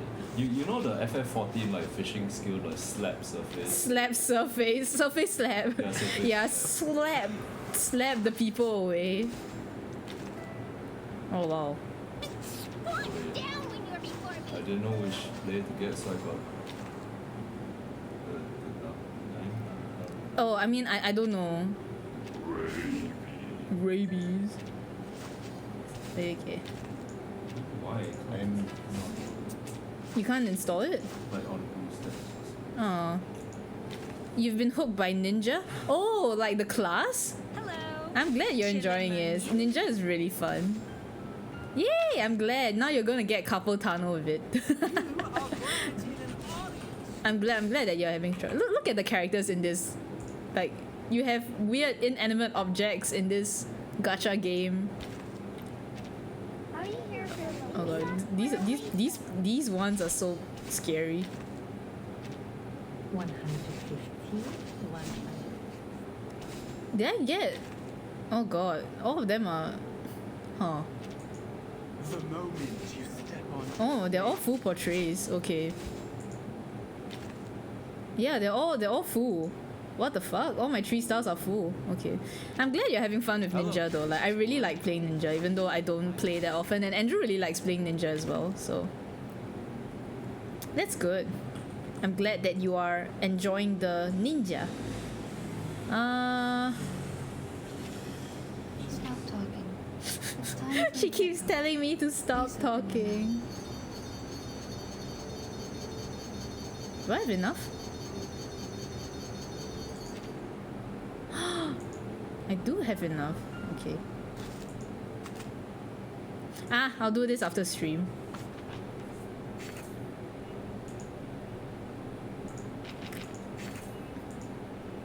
Okay. Anyway. Oh. Oh. Okay, back to drawing. Back to drawing. Back to drawing. Where's my drawing? Drawing.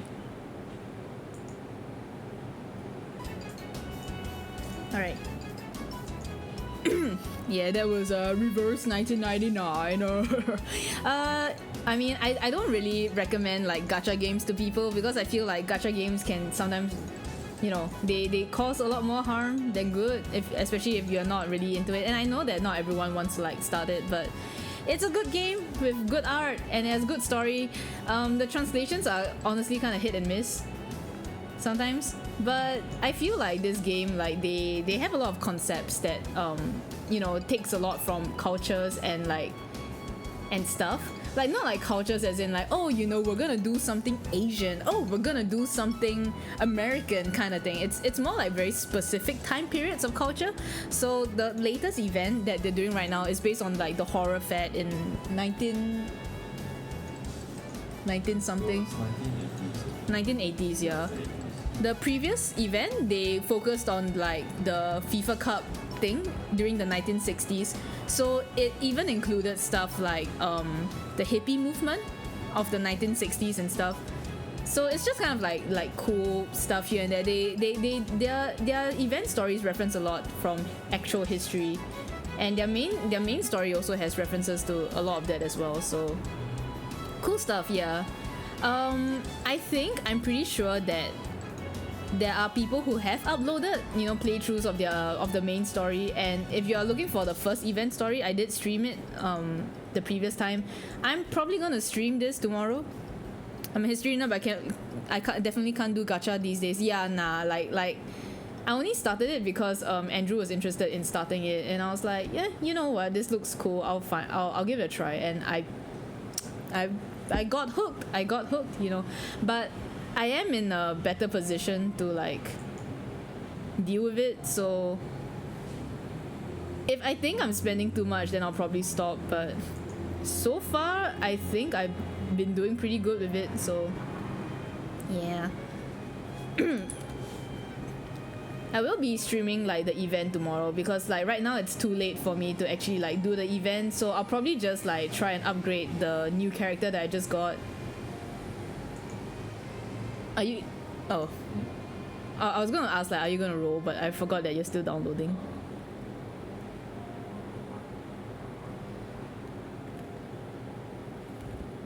But yeah, it's a really, I think Yon, like she's really into it. Like she's really into reverse 1999 right now. Like it's like her new obsession. But yeah.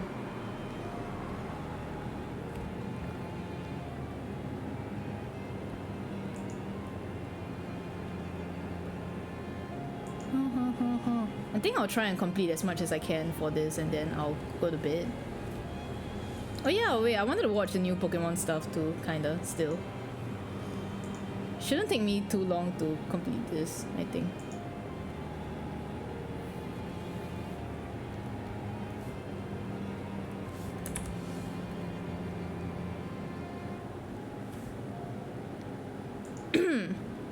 But yeah, if you are interested in like the story of it or the gameplay of it, or like you just want to see like what the hell is going on with this game, you know, you feel free to come join tomorrow. Probably a bit later, I guess, than usual, because I need to go out and have dinner with my friend. So, but if you're interested, then come and hang out, you know. What color was I using? Yeah.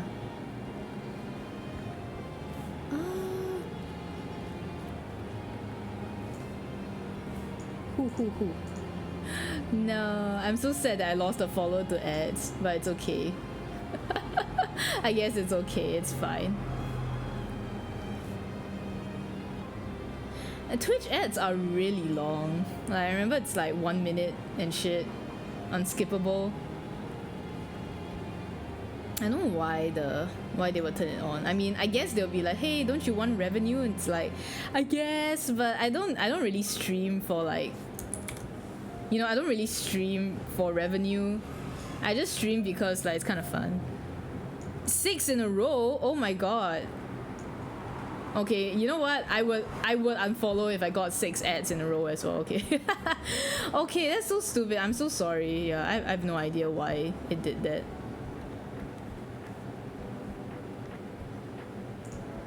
I saw like it's set to 3 minutes as well, like every 3 minutes. So Twitch being Twitch. Yeah. Amazon needs to sell their products, I guess.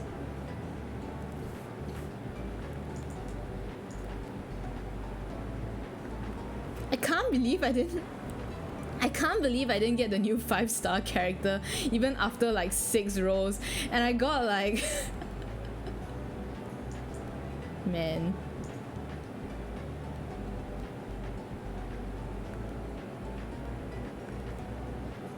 This is so stupid. You know, it's really like, why is the 5-star character like rarer than the 6-star? I mean, it's a good thing, and also like people are saying like Blondie isn't that good. I don't care though, she's cute. I don't care, she's cute. I'm very excited to have a lot of videos to watch at work tomorrow because I know everyone is pulling for the character the 6-star that I just got. So like in this game, it's kind of like a card system. I think people have compared it to FGO, and I guess so, but it's a lot different from FGO because you can combine stuff together to create like more powerful stuff, and I think there's a lot more combo stuff at play than what I played in FGO. Why even pull meta? Definitely pulling for face instead. That's right. I mean, I pulled for this lady because she's meta. So I pulled for this lady because she's meta. So that's why I'm saying like I'm looking forward to videos tomorrow because everyone is pulling for this lady. But yeah, I think it's more like I just want characters, you know, because I feel like all of them have such personality, and I already missed the 5-star from the previous event. I don't know if I can even see him actually. Like the previous event, the hippie, he was a 5-star, and he was basically with the dog, like in the same banner as the dog.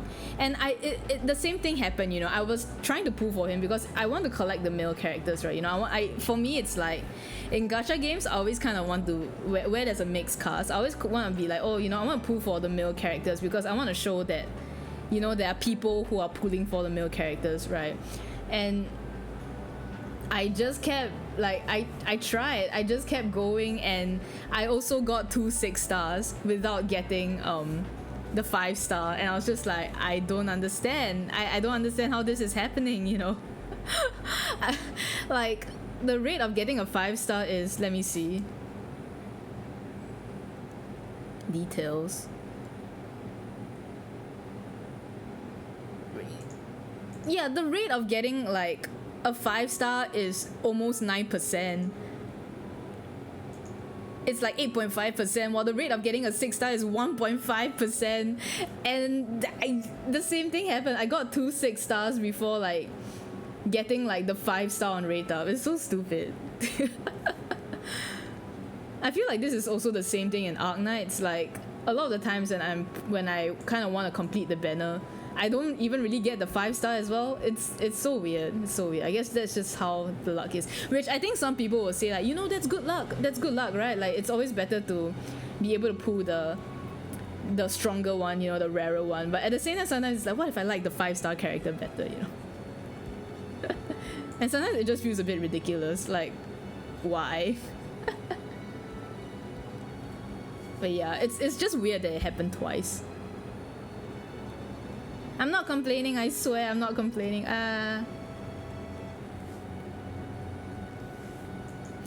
The thing about the Tooth Fairy was that, you know, if you guys have played Genshin, which you guys have probably played a bit of Genshin or at least heard about it like through osmosis, right? Chibi is looking really cute. Thank you, thank you. Genshin works is like every I think it works the same as in Genshin in that every 70 pulls you're guaranteed at least 1 6-star, and if you don't, so which means that if after 60 rolls you don't get like a 6-star, on your 70 roll you will definitely get a 6-star, and it has a 50% chance to be the one on rate up, right? And if you lose the first 50-50, the next time you get another 6-star, it will be the character on rate up, and it carries across all banners. So the reason why I stopped pulling on the previous one, even though I could have kept going, was because I got a second 6-star. I got a second 6-star that was not the one on the banner, which meant that if I get a 6-star again, it will be on the banner, no matter the banner. And because I want this tooth dentist lady, I was like, I have to stop rolling, you know. So that's why, which is why I wasn't surprised when I got her, because I knew that I would get her on my next 6-star. So you having to roll 91. What is the pity for Genshin?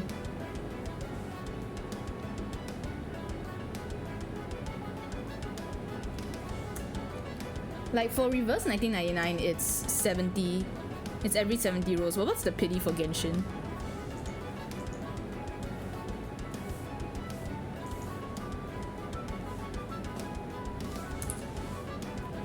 $90 is the hard pity. Okay, so it's actually worse than this. People were saying like, oh, it's the same as Genshin. So I thought like Genshin was also like 70 rolls, but this is actually better than Genshin. That's insane actually. It has the exact same percentage rates as Genshin as well. Okay.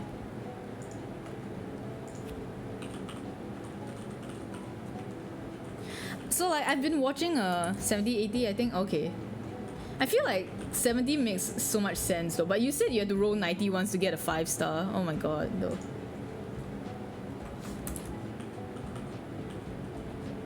Yeah, so like I've been watching like this Mario Odyssey speedrun recently, and I think speedrunners are crazy because like the guy was reading chat and replying to chat while he was doing the speedrun. So I think he's crazy, but basically his chat was talking to him about Genshin, and he found out like how much people could spend on Genshin, and he was just like, that's crazy. And he was just saying like, I feel like if you've hit over $10,000 in spending, the game should give you everything. And I'm like oh my god, for real. Remember like that person who spent like $27,000 on Genshin? My god. It's like, can you imagine, you spend $27,000 on Genshin, and that probably doesn't even guarantee you everything as well. That's insane.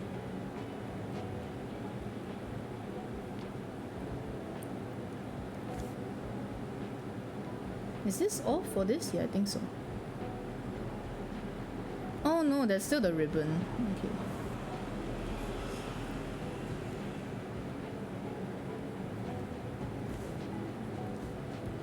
But yeah, it's insane to me. It's insane.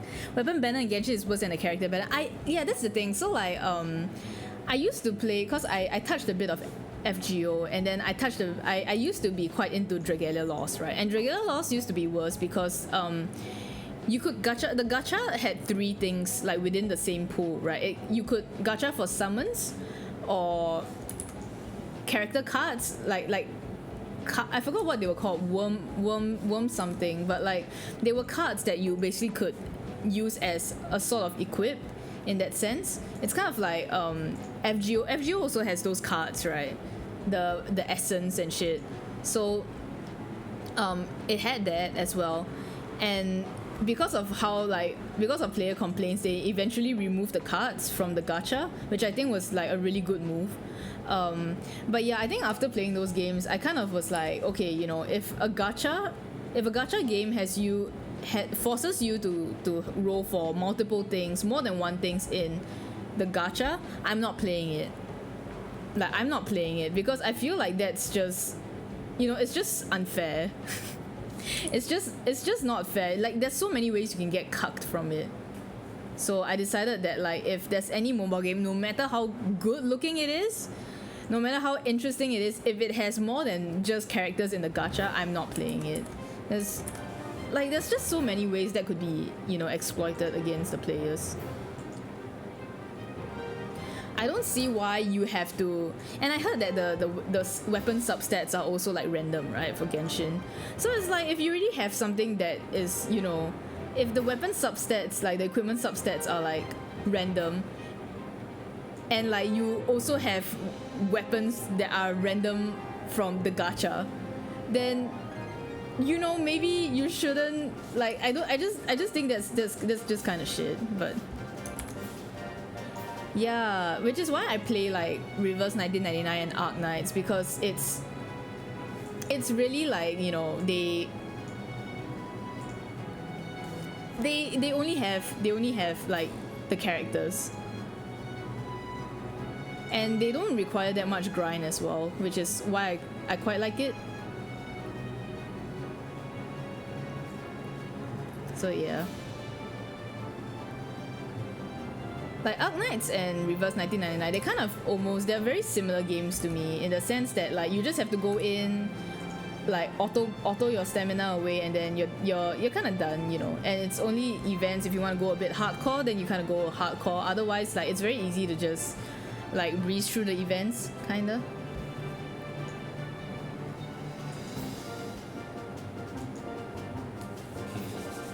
Oh, you got it. It's time. I'm gonna show. Okay, I'm not gonna show Andrew's thing, cause fuck him. Yeah. Okay. I hope you get Blondie though. Blondie's the one you want, right? Blondie, she's got a chainsaw.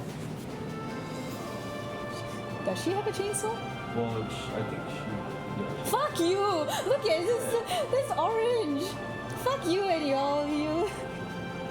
Oh, it's yellow. Okay. No, see, it's orange. It's orange, you piece of shit. Oh my god, I don't like my husband.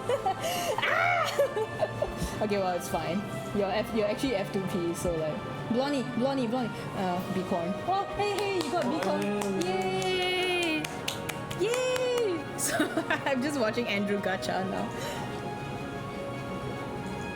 Star. Oh, Eternity.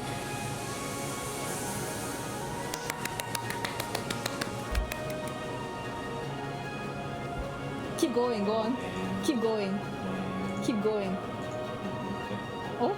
Alright, I guess it's something. Oh yeah, I don't even have. You don't have the horse? I mean, you didn't roll much. I didn't roll. Yeah, you've been saving. Prepare your softest brush, smooth as silk. Hey, is that a carrot? Oh, for me? Wait, that's so funny. Yeah. The reactions. Wait, the emotions. Models did. I don't adore? It's only 5%. Oh, right, yeah. Yeah, it's only 5%. Oh. Sorry, I'm like getting a lot of it. Monlich, yeah, Monlich. How do you pronounce that? Monlich? Monlich. Is she German or? Yeah, she's German. Red Riding Hood is a German fairy tale.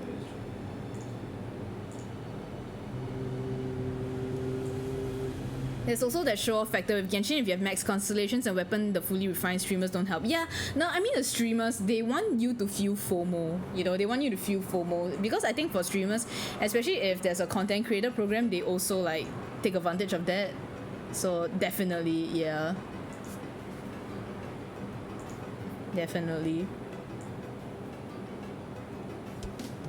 Is this green? No, it's yellow, it's Oh, yellow. okay. I'm just looking at the moss of it. It's like the wheel looks green as shit. Oh, you got two. Blondie, star, Blondie. Yay! Okay, you can stop now, I think, unless you want to. Fairy. Yes, I do want. Then you pull some more, I guess. It's up to you though. Lilia might. That's what he does. Oh yeah, Vadias. It's quite harmful with quite young fan base. Yeah, that's why. That's exactly why. Oh, you have her. Okay. Cool. Yay, Blondie! Congrats. Your mineral team is sad, bro.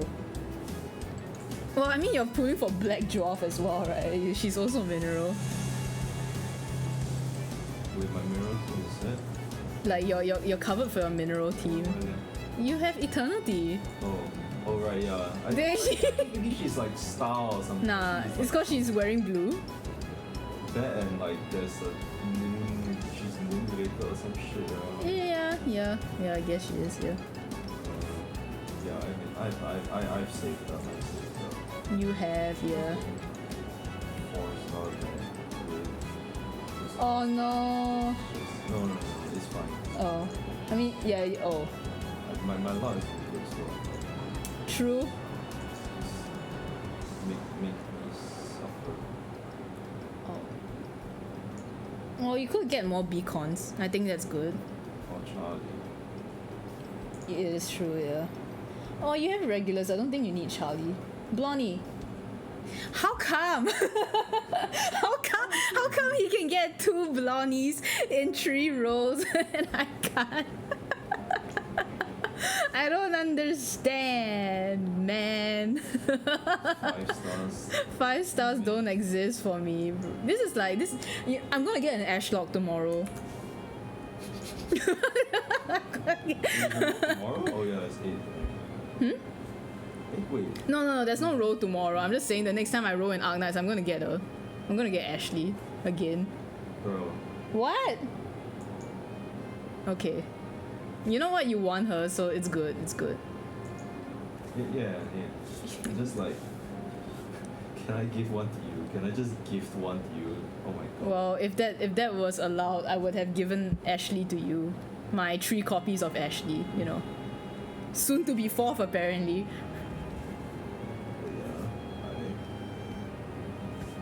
Wait, my son knows Soda? She said Soda.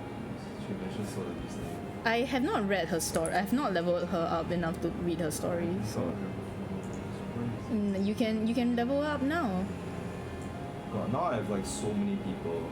I've been, like, Yeah, you can staving off. you can now play the game more than with just the 4 stars you've you I've been like freaking poor as shit from the materials even then also, you know, fuck. well, because you do level up a lot of people. Just cover my ass. Ooh, new? Oh, Tenant? Oh. How do I know? How do I know?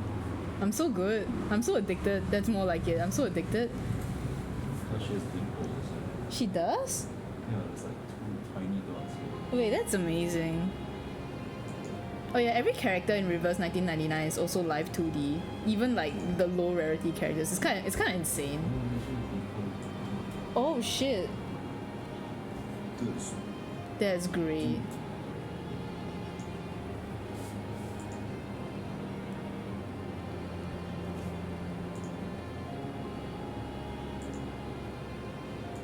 That's great. Totally not. Totally so happy for you. This one is going to be You count? 10, 20. this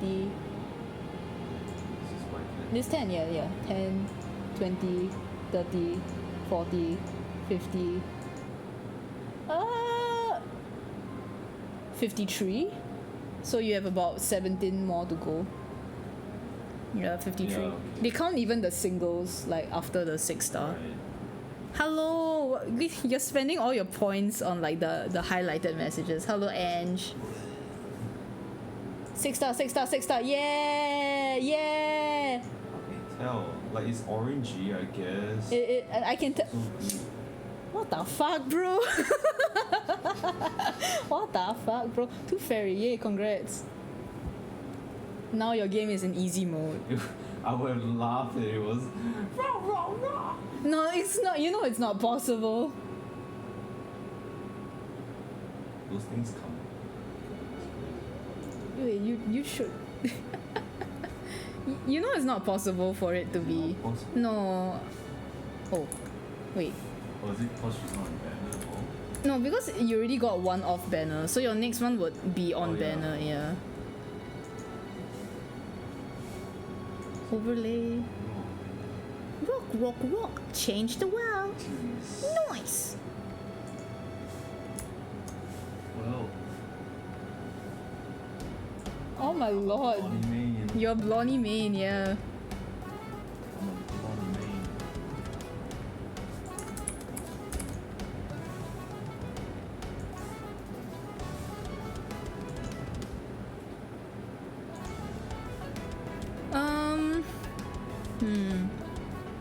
Does this look too much? I feel like it's too much.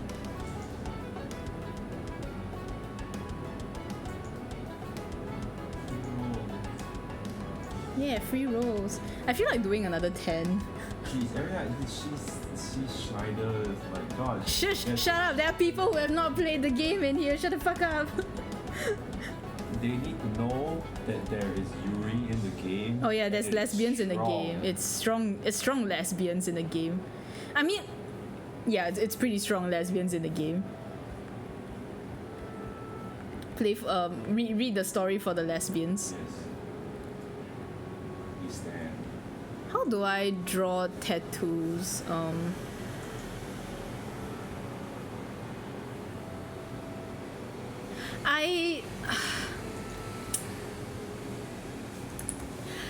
This is gonna sound so mean. I don't feel like reading it. Huh? Oh no. Andy asked if I've read the new FF14 story. Yeah, I'm sorry, this is gonna sound so mean, but I don't feel like reading it.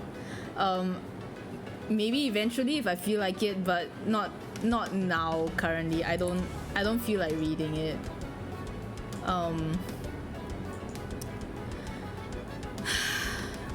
do I put this? Like, I think knowing that it's by fan voting, you know, makes me not want to read it, because I know that there's only two characters. There's only two characters that will come out of it. And I know that the story technically handles more than just those two characters. More than just the characters in the art, but I'm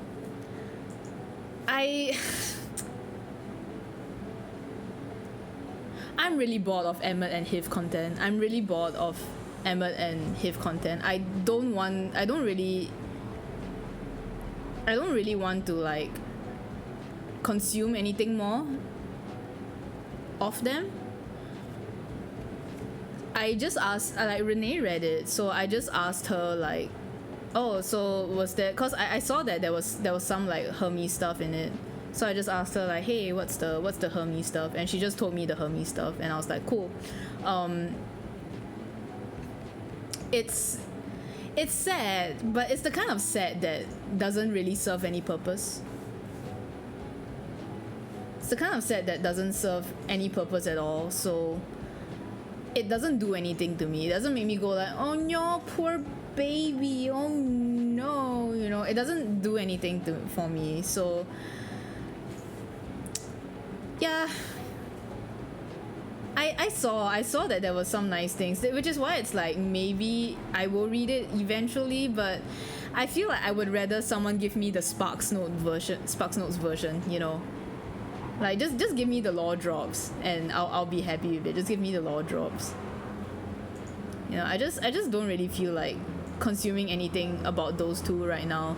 I know it sounds really mean, but that's just really how I feel with regards to those two. I just feel like they've kind of become like, if it's not them, it's Graha. And I'm gonna be honest, if it was another Graha, like another story relating to Graha, I would have not read it either. Cause you know, it's kind of like it's the combination of it being fans wanted this, and that this is a story that is in answer to like fan desires, you know.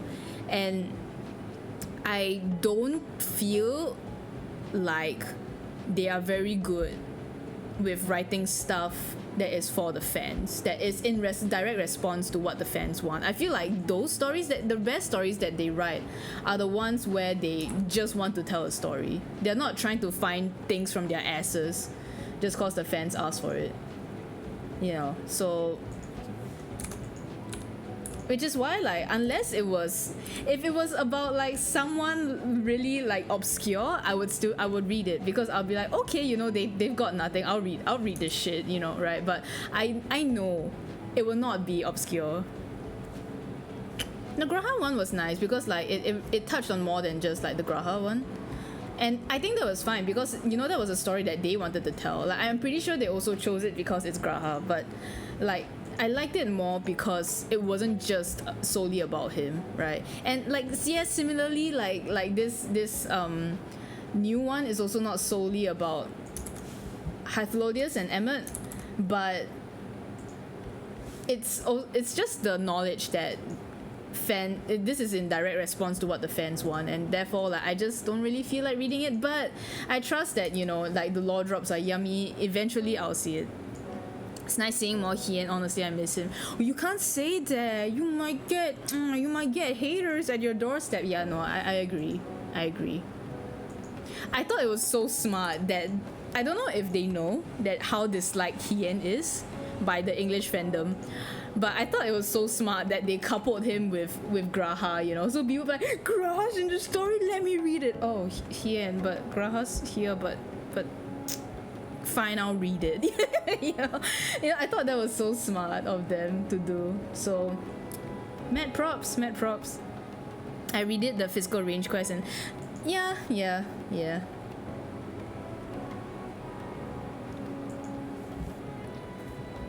I mean, it's good stuff. I feel like Stormblood characters could be used more. Yeah, I love Doma. I do love the Doma people. I know that all the people in Stormblood just get so much hate. Even Xenos, who is like probably the most well-liked one, also gets a lot of hate. You just can't win with Stormblood. You know, if you're a Stormblood enjoyer, just you suck it, you know. You just can't win. There's no way. If you had to pick.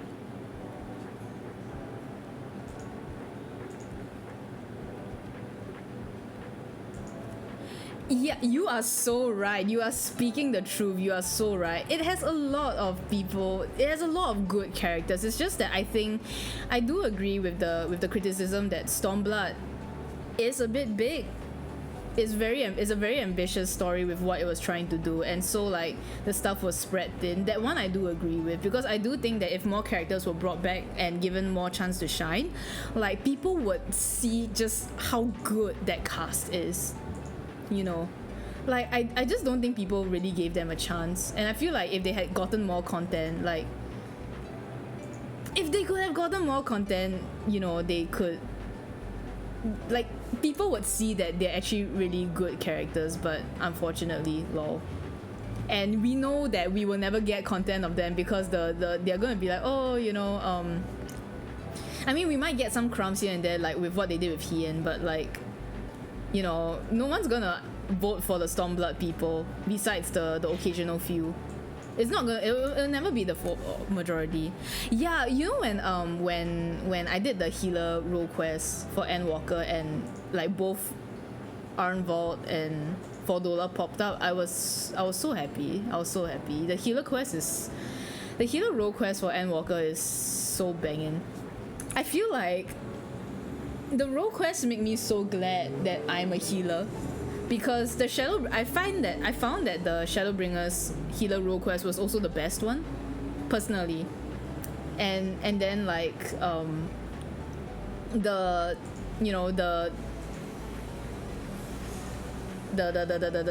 Endwalker one is also, to me, was also the best one. So I don't know. I just feel like I felt so validated being a healer main. Yeah, it's just personal preference, but it was very like me. You know, it was very for me, so I just felt very like yippee, you know. Yeah, woohoo.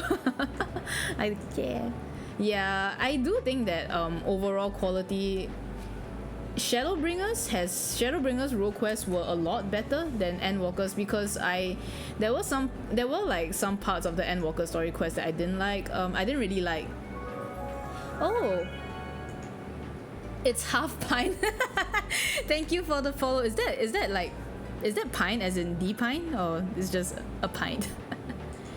It's just a half pine. Thank you for the follow. Thank you so much. I might be ending stream soon though, oh, 50.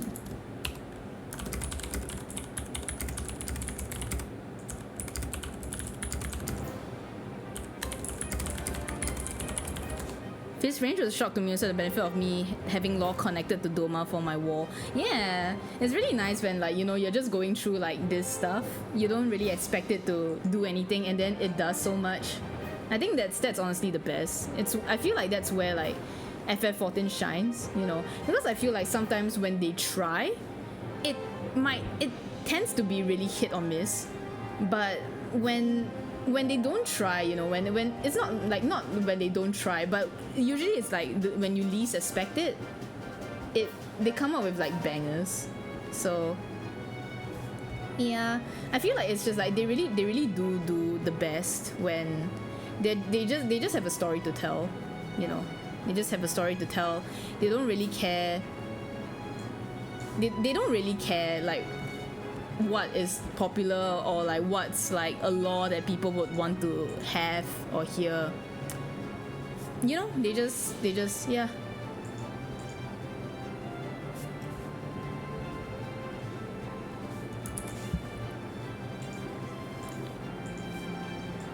How did I draw my chibis in the past? I can't even remember how I drew my chibis in the past.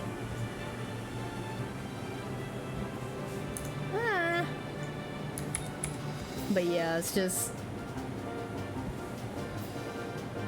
I know that right now it's really common to like hate on FF14 because of the lull period, but I do feel like people are kind of forgetting that, you know, FF14 is still very much capable of writing really good stuff. Also, I do feel like the recent back and forth drama is kind of stupid. I haven't looked at any of it, but I just find it so funny that we have like people are now so bored. Yeah, yeah, exactly. I was thinking about it, like, so today during work, we kind of had me and my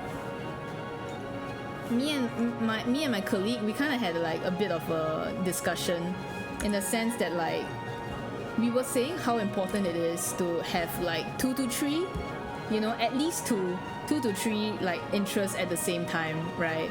Because if you're just gonna like hyper fixate on one, like only one, it's not going to be healthy for you, because then like you throw everything into that one thing, and like if that one thing suddenly starts falling apart, then you fall apart and you have nothing to fall back on. So it's like, even when I'm into FF14, you know, I'm also into VTubers, I'm also into Arknights, now I'm into Reverse 1999, and I might not have the, you know, obviously FF14 is like my main fixation, but you know, I have all these other things to fall back on, so that if FF14 there's a lull, like, you know, I at least have something else to keep me like busy. I have other interests, you know, like I'm not just into FF14. Yeah, Booba, hello Nakama, hello. But yeah, so it's kind of like I do wish that more people would know that, like, it feels kind of like, oh, you know, people really want to stick with FF14 as long as possible, and sometimes it just doesn't work like that. It just doesn't work like that, you know. Actually, wait, do I?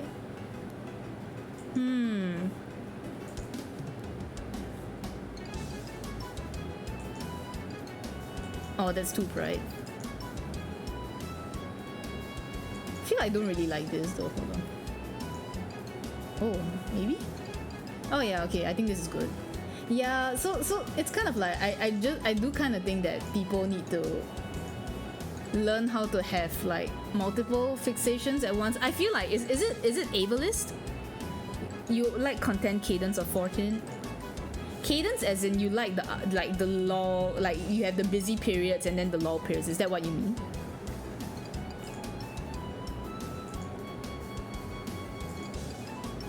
Because it's like, you can't, it's really not fair to expect something to constantly have content that always appeals to you. I feel like if you go into any series expecting that, you're in for a bad time. Oh yeah, yes, I agree. Yeah, I agree, because it's like, you know, I feel like it's normal to, if you're gonna spend so much time on one thing, you're gonna get freaking burnout, which is what happened to a lot of people, right? They got freaking burnout, and then now when there's like an actual lull period, they don't know how to deal with it, because they've spent so much of like their years, like in COVID, like clinging to this, you know. So it's like you gotta learn that you have to learn how to balance it out, I guess. It's just not fair to always expect like the same thing from each like each patch cycle kind of thing, I feel.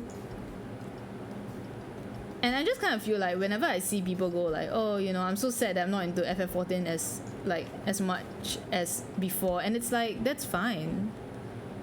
People will always grow out of their hyper fixations, you know. In like one thing that you like, you're gonna grow out of it eventually. And yeah, it's sad, but like I just think people are dealing with it really badly. I also wonder if FF14 is like the first time for a lot of people that it's like their first time having an original character. So like to them it's like, oh, you know, they have a child, and then suddenly they're like, there's nothing for my child to do. I don't know if that's also like a thing. It kind of feels like it. Like this is the first time a lot of people have really, you know, played with like an original character of their choosing. I feel like that's also a contributing factor. I mean, not all of it is like that, you know, but it's kind of the same thing, right? Like, oh, why am I not as into it anymore? Like, I feel like I should be into it. I've made my whole personality about my child, kind of thing, you know. And it's like, yeah, neither is it mine. So, I mean, you know, they will learn, but I do feel like it's really, you do not need, like, don't underestimate the importance of having multiple obsessions at once, because I feel like it's just really healthy, you know. It's never healthy to put all your eggs in one basket. So yeah, I don't know why I even started talking about this to begin with. Taking breaks from the game, yeah, you know, okay, this is so awkward because like I'm an avid supporter of the argument like go and play something else, and you know that, right? And yeah, exactly. But I feel like some of them are taking it to mean that, oh, I guess I'm not into FF14 anymore because I'm into BG3 now, which is also, I don't think that's it. Like, you don't need to throw away one just because you like another, you know, like, but whatever. Like, I just don't think people know how to deal with it seems. But yeah, like literally, it's kind of like, oh, you know, like I keep telling people like, hey, you know, I've told people like, maybe if you know, if it sounds like you're really frustrated logging into the game, maybe it's good, maybe it's time to take a break, you know, maybe you should like you know, take some time off from the game if it's really making you this frustrated, you know. I've said that to people before, right? And then I found out later that apparently said people did not like it when I say that. Said people were quite angry when I said that, and I don't know if it's because like it was taken in the sense that like, oh, I'm shutting down their criticism, I'm not taking their criticism seriously, I'm shutting it down with just play something else if you don't like it, which I know some people do that, but that's not what I'm saying that like, you know, if it's really causing you so much distress, it is healthy to step away from it for a while. Oh my god. Hello. Thank you for the raid. Thank you for how do I pronounce it? Lunacy Hilly. Thank you so much for the raid. Thank you. Boobs. Hello. Oh my god. I might be ending soon though because like I kind of just finished this. I'm so sorry. Oh, I got it. Yay, I got it. Hello. Thank you for the follow as well. Thank you so much. Yeah, I was just talking about like the state of FF14 and its players. And I'm also just drawing boobs and stuff. Thank you for the raid. Thank you. My friend is better at this than me, but oh, thank you so much for the follow. Joe Meist. Thank you for the follow as well. I mostly, what do I even stream nowadays? I mostly stream like art, but I haven't been streaming art for a long while. This is like the rare art stream in a while because I've been so gossiping and booba. real. But yeah, I've not been streaming art for a while because I've been busy with Raid and FF14 the past few months. And I hope to be able to stream a bit more art because I like streaming art. I do have stuff to draw, so hopefully more art, more gossip, less booba. Art and games. Yeah, art and games. Tomorrow, if you guys know Reverse 1999, I will be streaming the new event tomorrow because the new event just came up. That's about it. Yeah, I'm so bad at this. Help me, friend, help me. I'm so bad at this. But yeah. I mostly draw. My Twitter is in the links below. And I have all my VODs on my YouTube channel, which is also links below. So if you feel like seeing my other art streams, they're all there. Yeah. I'm very casual. I'm extremely casual. Please don't expect too much. Oh wait, we hit 500 followers. Thank you so much. Thank you so much. We hit 500. Woo! I think I do. I do have a socials comment. Do I have? Yeah, I do. Okay. The links are broken. Fuck me. The links are broken. Wait. Oh dear. I'm so stupid. The links are broken. This is my Twitter. The Discord goes to a group Discord that I have with some friends. It's kind of like an artist collective called Orto Botanica. This is the Discord. And then the last one is my store where I have a bunch of mainly FF14 merch. If you like VTubers, especially Niji Sanji, I also have some Niji Sanji stuff there. But yeah, that's generally what I do. This is a commission I'm working on for someone.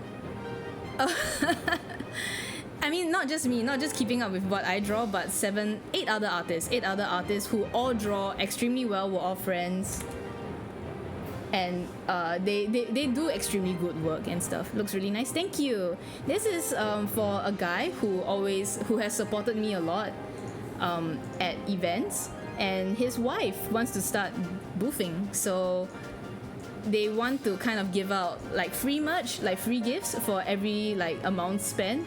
And so he wants me to like draw his wife. This is his wife in a cow bikini maid dress, which is honestly kind of cute. So yeah, like this thing is really cute because like, you know, it's kind of a thanks, like, oh, you know, he's been supporting me, and I like when, you know, people are supportive of their partners, right? It's always nice to see, you know, be supportive of your partners and stuff. So I was like, yeah, no problem, I'll do this for you. But yeah. Yeah, I think that's kind of about it, I think. I'm so sorry. I'm extremely casual. I'm an extremely casual streamer, so I'm not the best at like trying to promote myself. I feel like my Twitter is the best place to follow because I'm mainly an artist. I do the art, I do the draw. So yeah, if you want to see more of that, if you like this and you want to see more of that, feel free to follow the Twitter. Maybe this is too much hearts. It's too much hearts. I'm gonna make them a different color so that there's more variety. No, it still looks like there's too much hearts. Yeah. Okay, I think that looks a bit better. Yeah. So the next time I do an art stream, I think this is mostly done. The next time I do an art stream, I'll be working on this, which is also another commission that I'm doing for a YouTuber that I really admire. This, I think, if you're in the FF14 scene, do you know this guy called Rinon? He's a healer main, and his videos were what helped me to... Yeah, I knew it! Crystal Tower! Yeah. His videos were what helped me get comfortable with healing in Savage raids. So I was very surprised when he approached me. He was like, hey, if you're open for commissions, I would like to commission you. And I'm just like, I will open a slot just for you, even though I was not. Yeah, so yeah, really excited. I'll be working on this next whenever it's Renon. Yeah, I do. Hold on, let me link his Renon YouTube.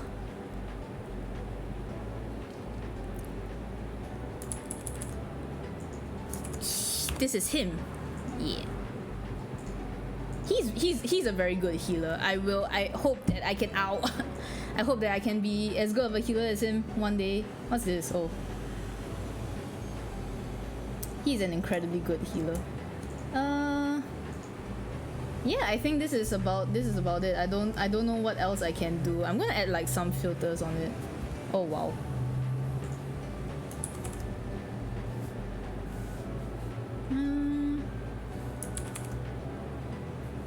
Purple? No, orange.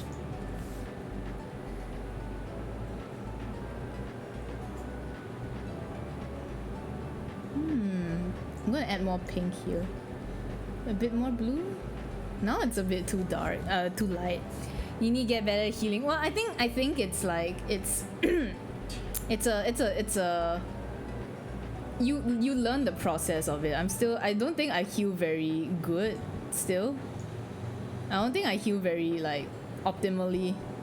You know, like in DSR, like I'm doing DSR in FF14 right now, and I feel like I'm being carried in terms of healing. I feel like my co-healer is actually like just carrying me in terms of it. So yeah, but he's really good, and I think his videos. I would also recommend Momo FF14 because Momo is also another one that is a really good healer.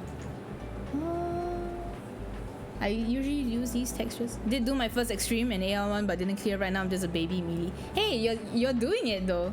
I'm proud of you. I remember you're always saying like, oh, you know, I don't want to do end hard content in FF14 and stuff, but I'm glad that you're at least trying it out. Yeah, you know, it's always good to try things out. I guess this is it. I'm done with the... That's a hole. That's a hole in the eye. I'm gonna cover up that hole. Which means there's another hole. Oh, it's not obvious because of the... Yeah, I think that's about it. This is the completed commission. I will probably not send him this tonight, I guess. Maybe I'll send it to him tomorrow. I don't want him to feel like I rushed this. It looks so good though. Yay, I'm glad. I hope that, you know, his wife gets a lot of support. Oh, you I want her. Okay, I thought you got another one. I was a bit like, what? No. I was getting the itch and the mutual drag me. I'm glad you got the itch. I hope that you kind of find some joy in raiding and then you eventually move on, you know, try other stuff. But yeah, I think I'm gonna end stream here. Is there anyone that I can raid? I forgot how to raid. I forgot how to raid people. Thank you. Let me find who to raid. How do I raid again? I think I do have a friend. Who's streaming. Raid. Yeah, so I will see you guys.